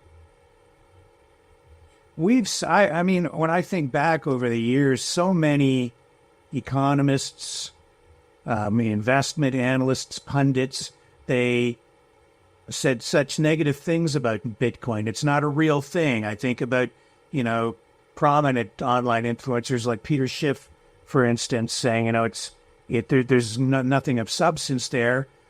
But we are seeing now some big names like Larry Fink, BlackRock, coming out and saying positive things, coming from the, anti-Bitcoin camp now over to the, he's all in on it and is now behind this big ETF. So what is shifting all of that? Is it the public support for it, the adoption of it? Well, I think what it is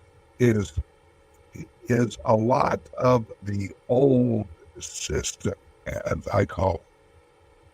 They lived in a very controlled system that was created over 100-year period. And they went to school, they learned the system, but they didn't learn the fundamentals of humans and how we value things.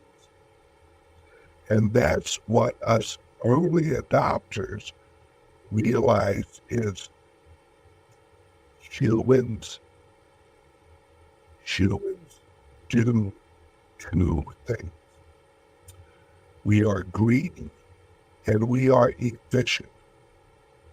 That's it. That's what we look for, is what's the value and what is the easiest path. What is efficient. And that's exactly what Bitcoin is. It takes human psychology and it turns it into, or it is perfectly created to align with human psychology.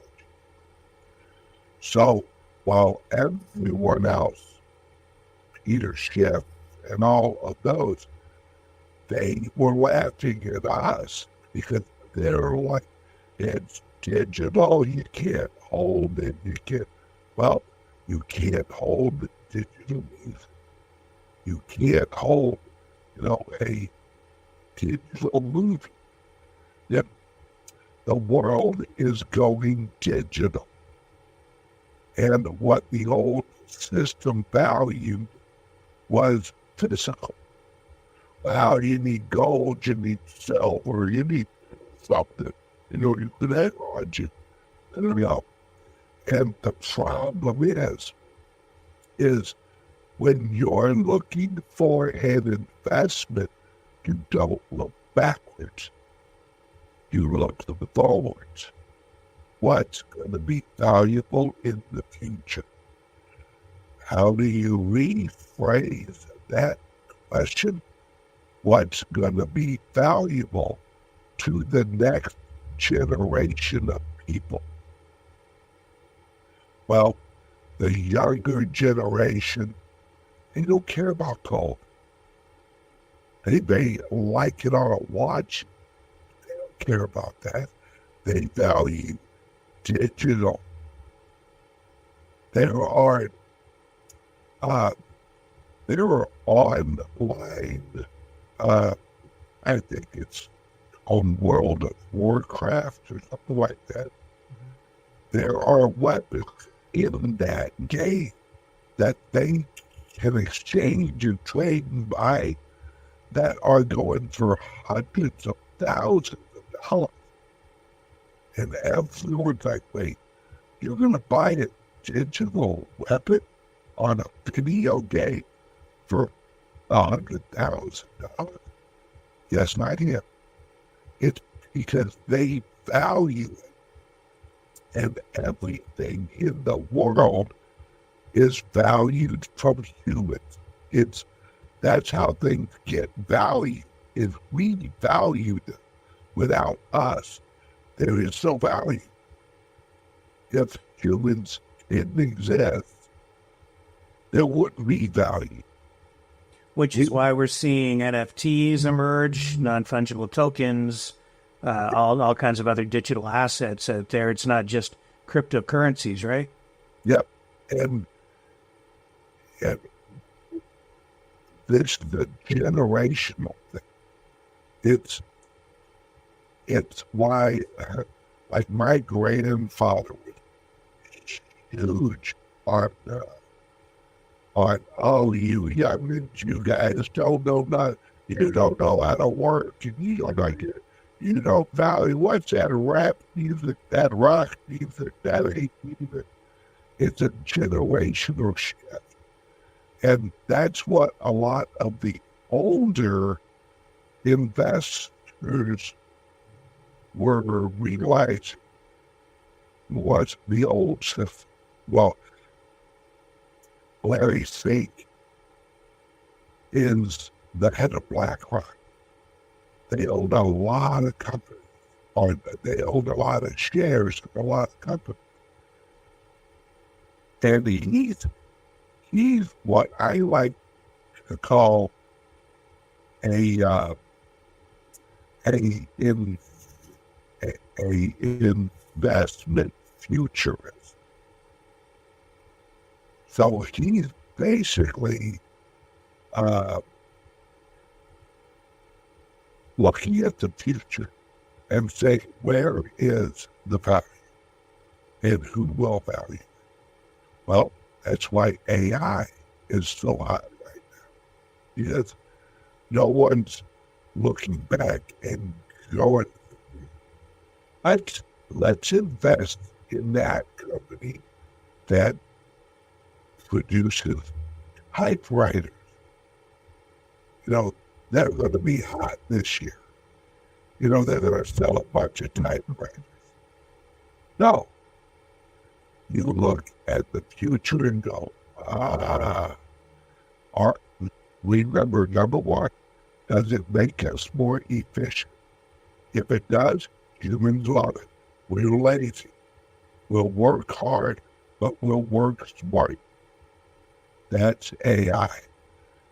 Digital currency, like Bitcoin, is working smart with your money.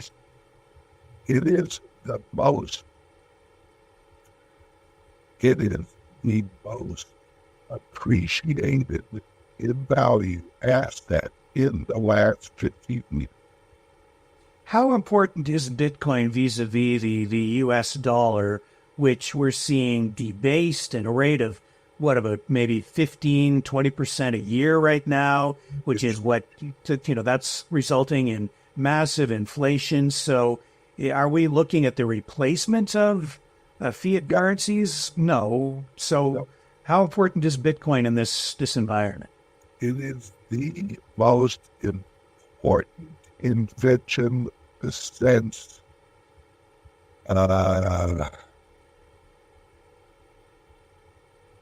probably the double entry ledger. And that was invented in about 1475. This is a decentralized ledger that's digital and global and incorruptible by anybody. No one can alter the blockchain. just them.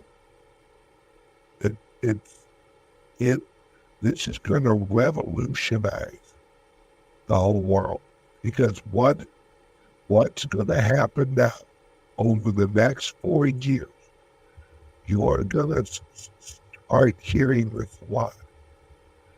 Well, do you have a savings account? Yeah, I buy Bitcoin.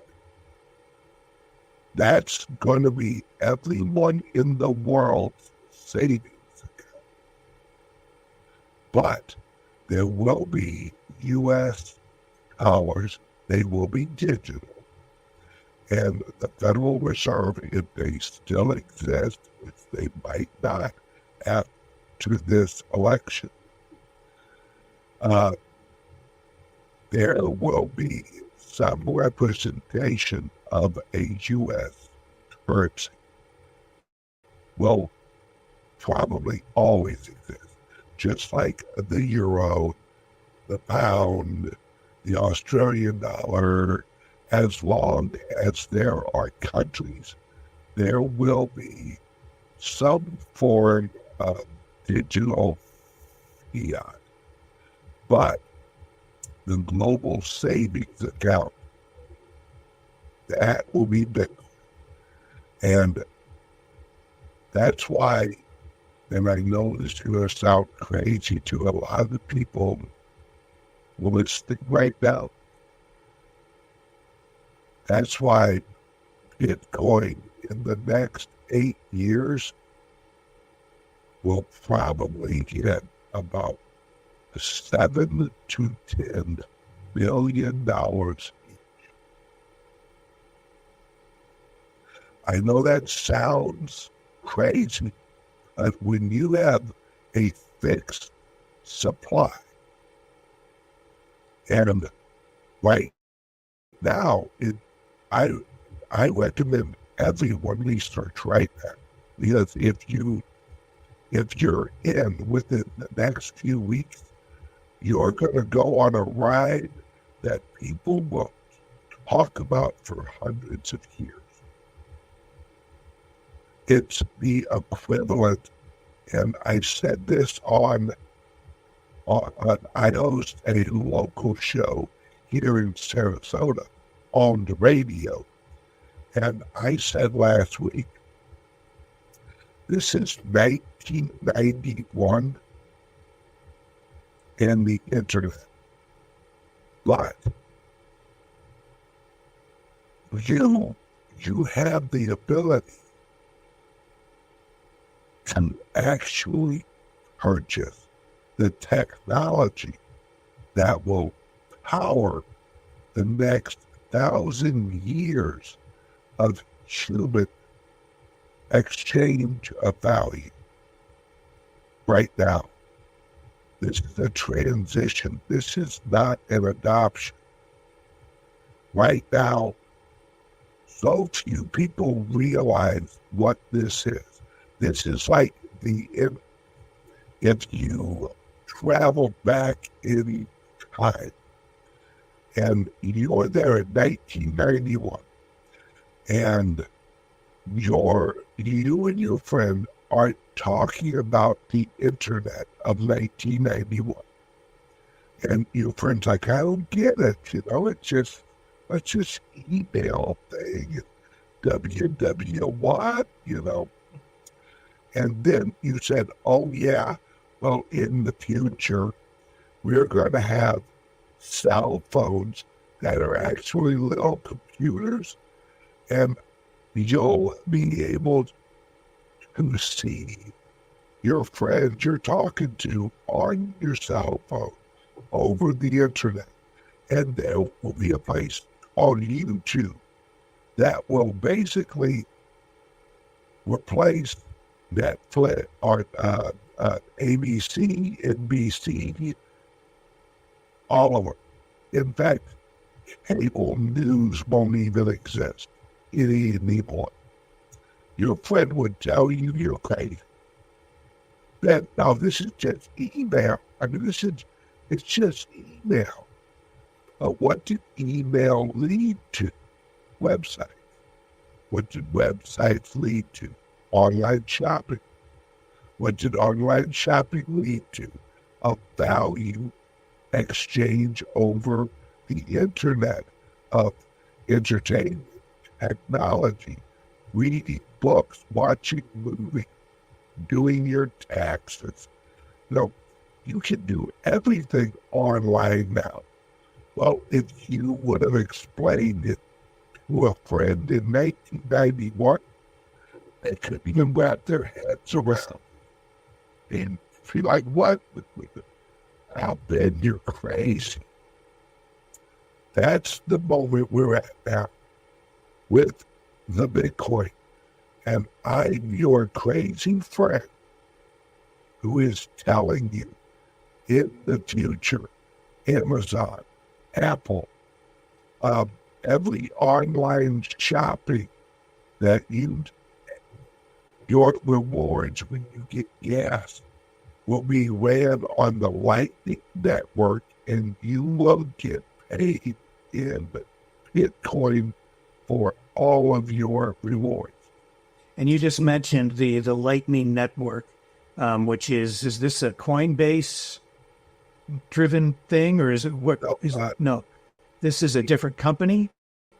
Yes, the Lightning Network, and this is where it gets kind of put. The Lightning Network is technology that was funded by Visa and MasterCard 8 years ago. And what it is it's a second layer decentralized protocol that runs the actual Bitcoin. So you can head out, you can go shopping, you can get a coffee for $3 or $4, and the transaction price will be less than 1 penny using the Lightning Network. So this will revolutionize the way that Bitcoin can be used, because now it will make it easy to use it as currency. Yeah. And every segment, if you're on X right now, you can actually tip someone using Bitcoin. And what that is every X account has a Lightning address for actual Bitcoin. That's why Elon Musk is out right now giving all of these what they call money transmitting licenses all over America, because he's going to launch what I just described. You are going to be able to shop using Bitcoin and the Lightning Network that's already in X or whatever it's called. And you'll actually be able to shop using your app, using your X app. You walk up, boom, there you go. You know, a lot of people in our community really worried about government overreach, online security. They're opposed to central bank digital currencies. What would you say to folks who are resistant to this kind of evolution? Sorry. It's the equivalent of people who love listening to the radio. And then here comes TV. Oh, that's the boob tube that's going to make you stupid. We should have listened to it, but that's true. But it didn't matter. Technology will always go forward. That's what humans do. We create on efficiency. That's how we're programmed. we don't like taking the long way. If there's a shorter way that reaches the same place. So what's going to happen to folks who are resistant to it and refuse to get involved? Well, it's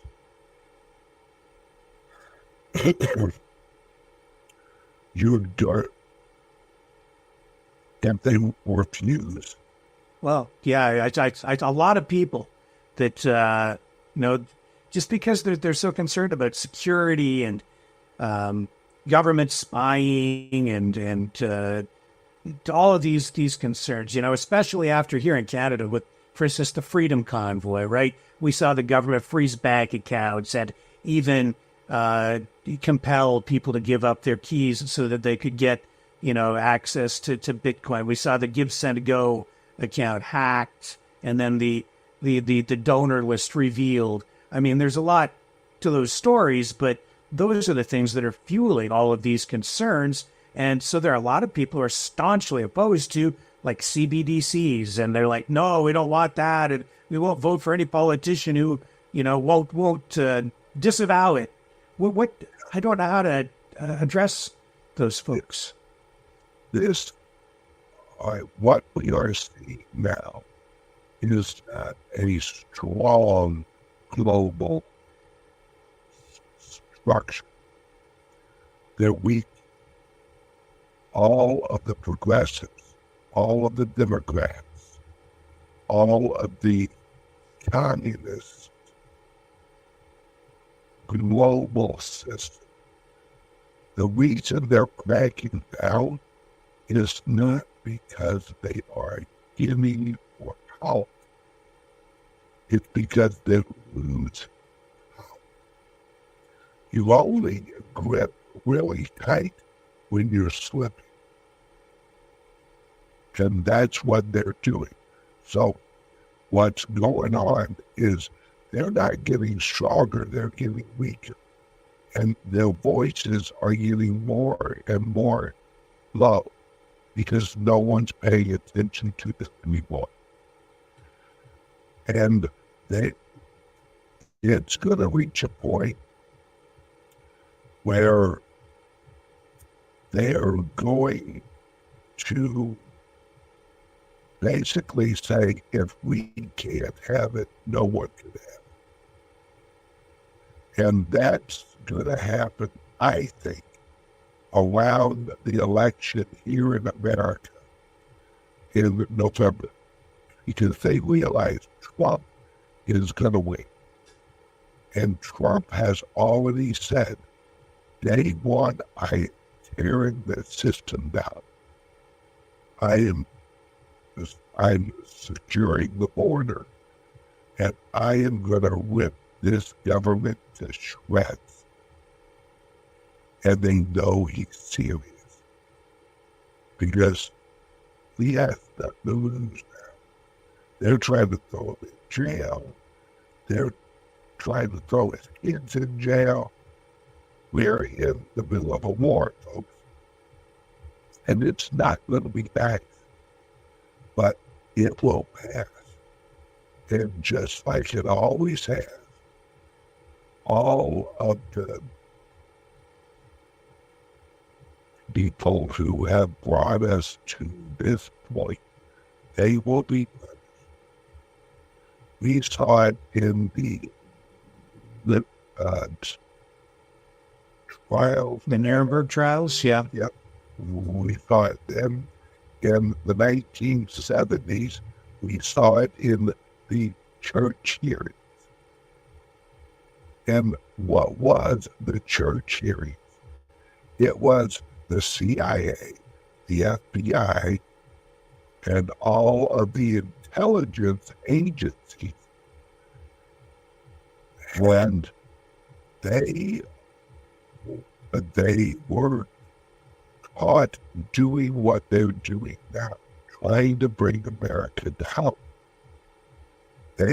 That's what Watergate was about, was Nixon. When I say this, it will make perfect sense. Watergate was the equivalent of Hillary Clinton's surgery. All of the corrupt information was in that office at the Watergate Hookahs. And the Republicans tried to get a hold of it. Well, fast forward, that's what Hillary Clinton's server was. Because the Chinese, they didn't hack her server. They had access to the server. Because that server was linked with all of the corrupt people's BlackBerries.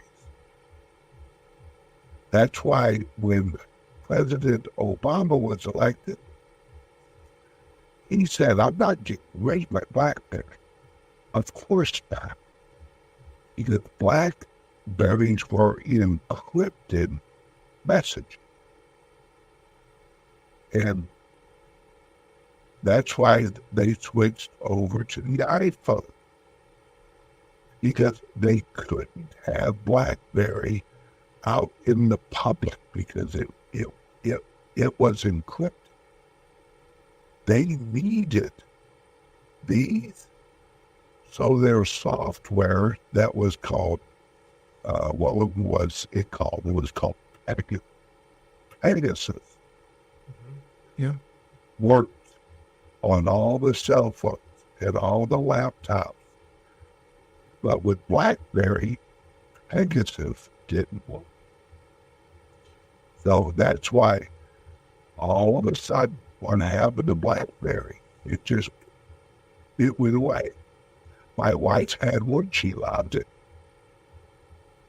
And yeah. So don't worry about it. We're going to go through some rough times, which as Ronald Reagan told us, every generation's got to fight for their freedom. And do you think that Bitcoin ultimately will give us more freedom? Absolutely. Because you probably heard that, you can track the Bitcoin. You can, all the blockchain. There's software out there that literally you can receive Bitcoin and no one will ever know it's how you are. And I like it that way. Well, these are very, very exciting days, and the information you've been providing, extremely useful, I would say, valuable, because you can now see more clearly, thanks to you, the opportunities that are before us in the days and weeks and even years ahead. So, very, very exciting stuff. Ben, is there anything else that you'd like to add today or think that we might have missed in today's conversation? Absolutely. If you have questions, give us a call. Right here at our club. This is our Sarasota club. We also have one up in Nashville. If you Google it, the Bitcoin Ben Crypto Club Nashville, there's a link. It'll take you right to it.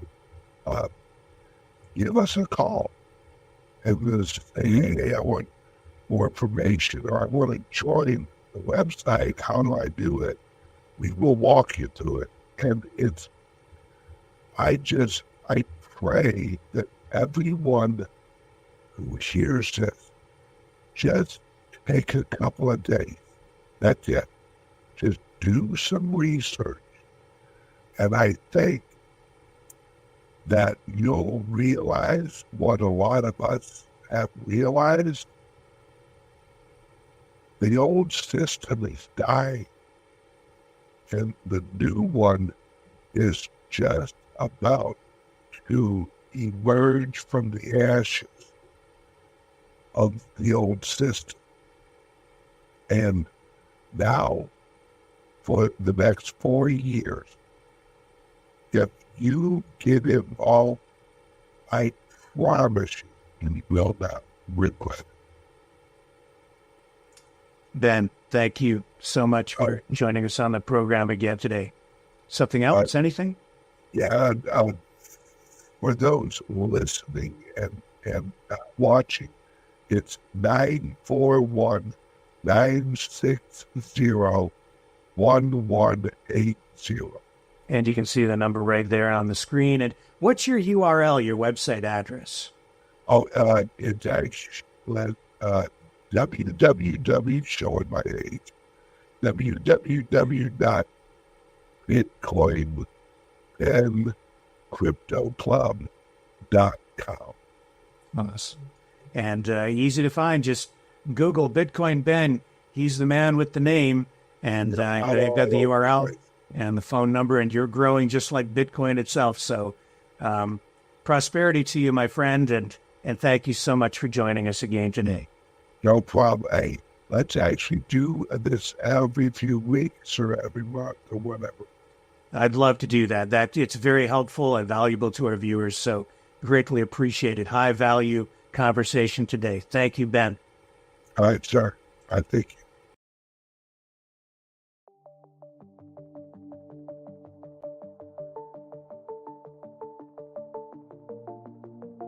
Greetings, brave Mavericks. Our quest for truth continues. We go beyond fake news. Together we expose propaganda.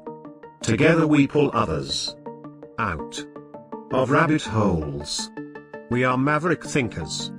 We are all unique individuals, defenders of individual rights and freedoms, credible, trusted, grounded in reality. Maverick News, Maverick News. Defending free speech, free speech. Donate at freedomreporters.com. Do it now. Tomorrow may be too late. Maverick News. The world is watching.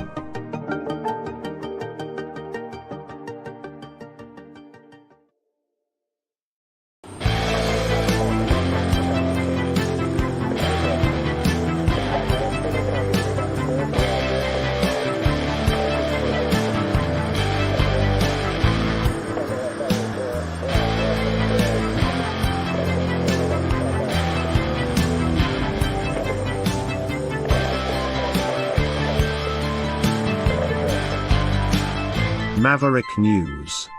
Fighting for freedom.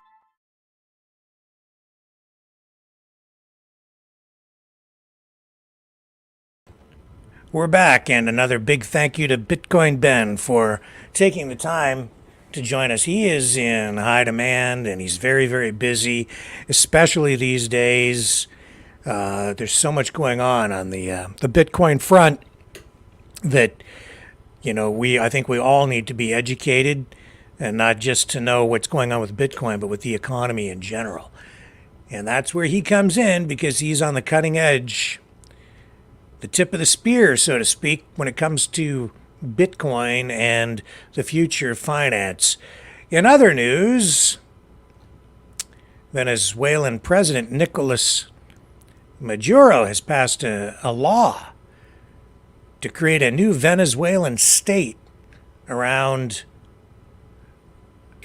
the oil-rich region of Essequibo in neighboring Guyana. We did hear some reference to that in the White House news conference. So this is, to say the least, pretty controversial. I don't think the Biden administration is in any way in favor of this. Very, very concerned about it. At the beginning of December, Maduro held a controversial referendum in Venezuela.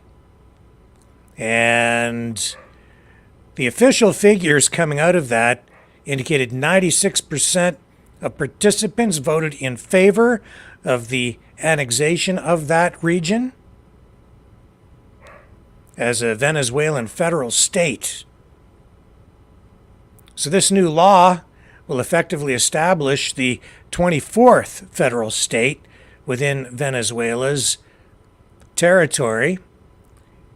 as part of its new policy, according to a statement from Maduro's administration.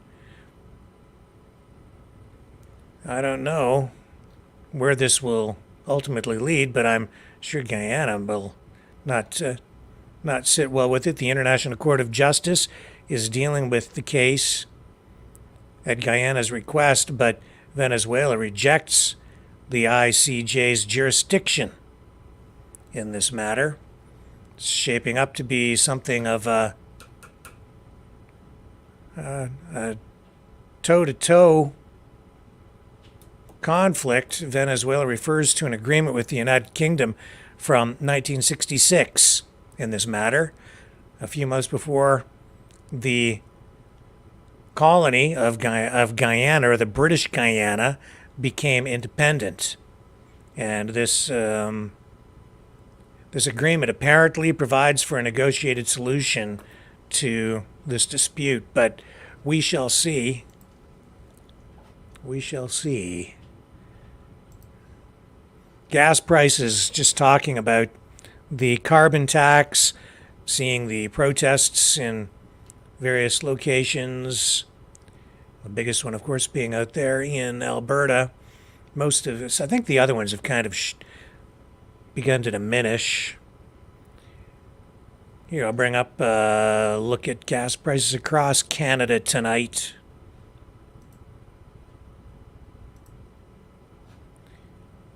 Here we are.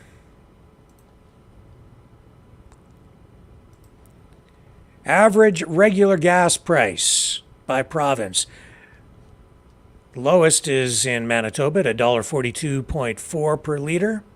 It actually dropped 0.1 cent, 1/10 of a cent. Saskatchewan 156, Alberta 157.9, Ontario 159.3. I think actually here in my town it's 162.9. Northwest Territories 166.3. PEI 169.9, Nova Scotia 170.8, New Brunswick 179.6, Newfoundland 183.1. And British Columbia tonight, 1 liter of gasoline, regular, 87 octane, $1.92.9, up 2.3 cents on the market. Also, news reports coming out of Vancouver today indicating forecasts within the next week or two, gasoline in Vancouver expected to reach new heights, and possibly some projecting a new high of $2.18 a liter. That's the prediction. We'll have to wait and see. In Poland, we're seeing that the Prime Minister, Donald Tusk, is saying that Poland does not have any direct plans to participate in the war in Ukraine. Asked about talks between the foreign ministers of NATO states taking place in Brussels, he made the statement saying that no, Poland does not have plans to intervene directly at this point. And I know that Anthony Blinken also met with the foreign minister from Ukraine in Brussels today as well. Earlier, French President Emmanuel Macron did not rule out the possibility that NATO could deploy troops to assist Ukraine. That, of course, has sparked a wider discussion among Ukraine's allies, especially today in Brussels. France later clarified the position, the country now saying that it was not about sending troops directly to take part in combat operations. Some NATO countries have expressed readiness to consider such a possibility. Among those countries looking at that possibility, Lithuania, Latvia, Estonia, and Canada.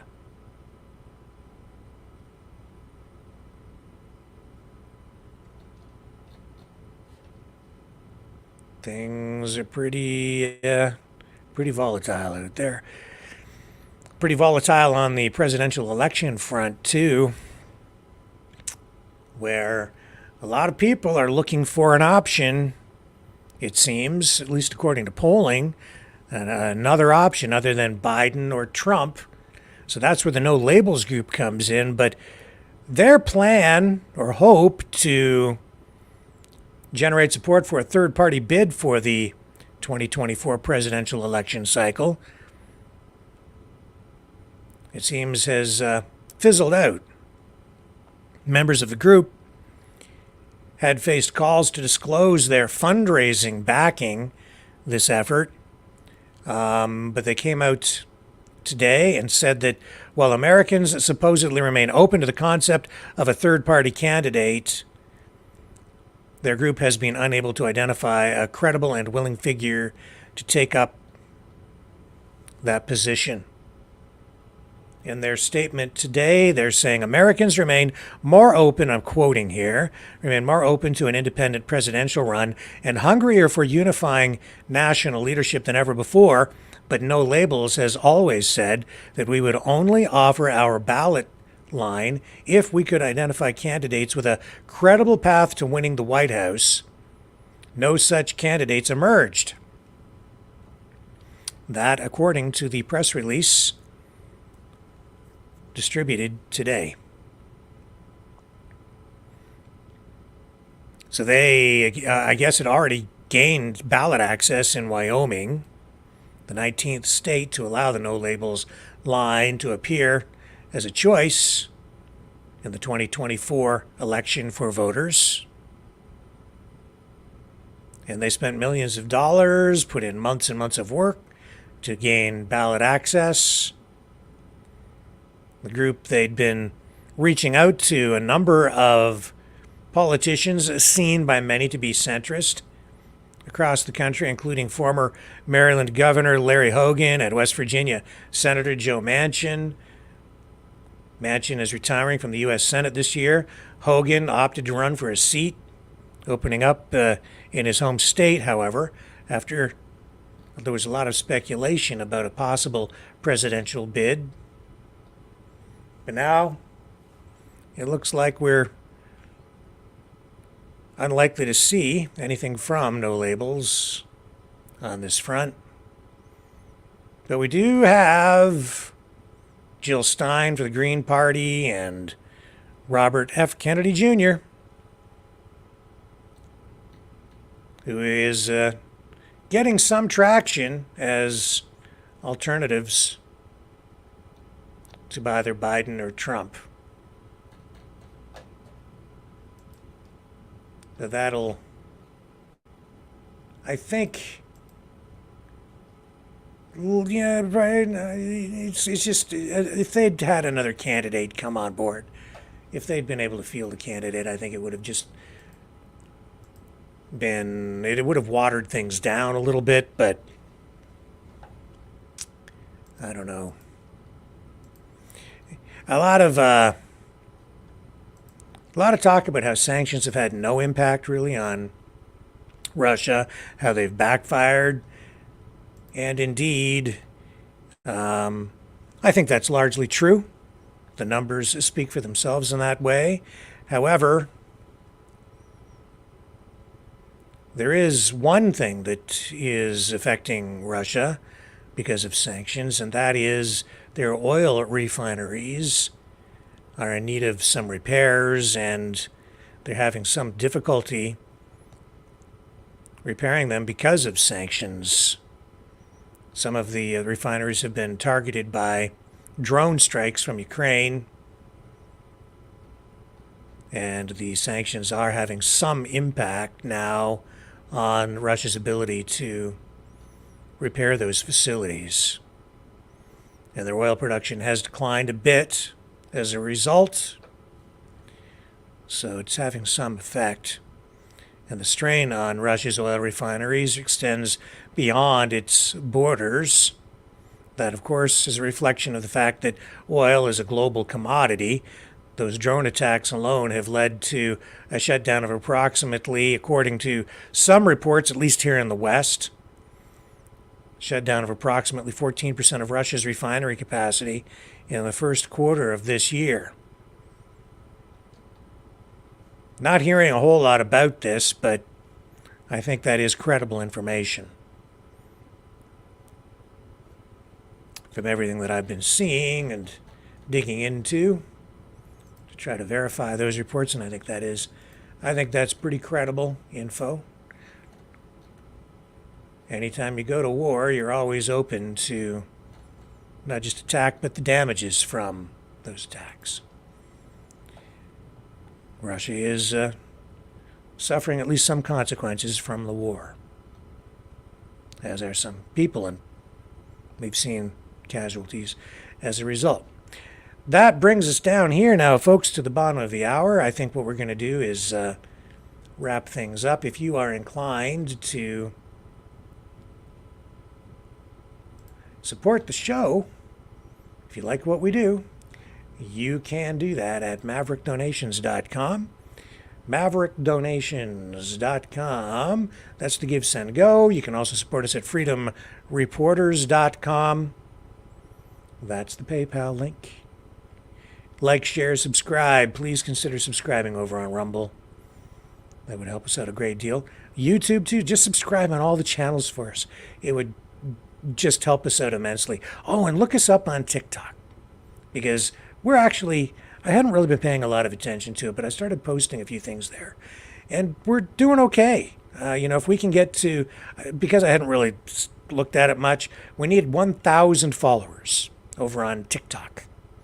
And what I should do, I suppose, is put a link to our TikTok account. If you go over here to TikTok, I'd really appreciate it if you guys would follow us over there. If we can get 1,000 followers, we can start to do a lot more with the account. We can go live and expand our reach a little bit, and that would help us replace what we've lost over on Facebook as a result of our permanent ban on Facebook. There's the TikTok link. There's in the YouTube. Let me put it over here in the Rumble chat. Doesn't cost you anything if you're so inclined to be nice to us today. That would help us out a lot. And with that, I shall bid you adieu. Thank you, everybody, for spending your evening with me here again tonight with all of us. Great to have the whole family together as always. And we will be back tomorrow, 6 p.m. Eastern Standard Time, to continue the ongoing fight for freedom. Catch y'all on the flip side.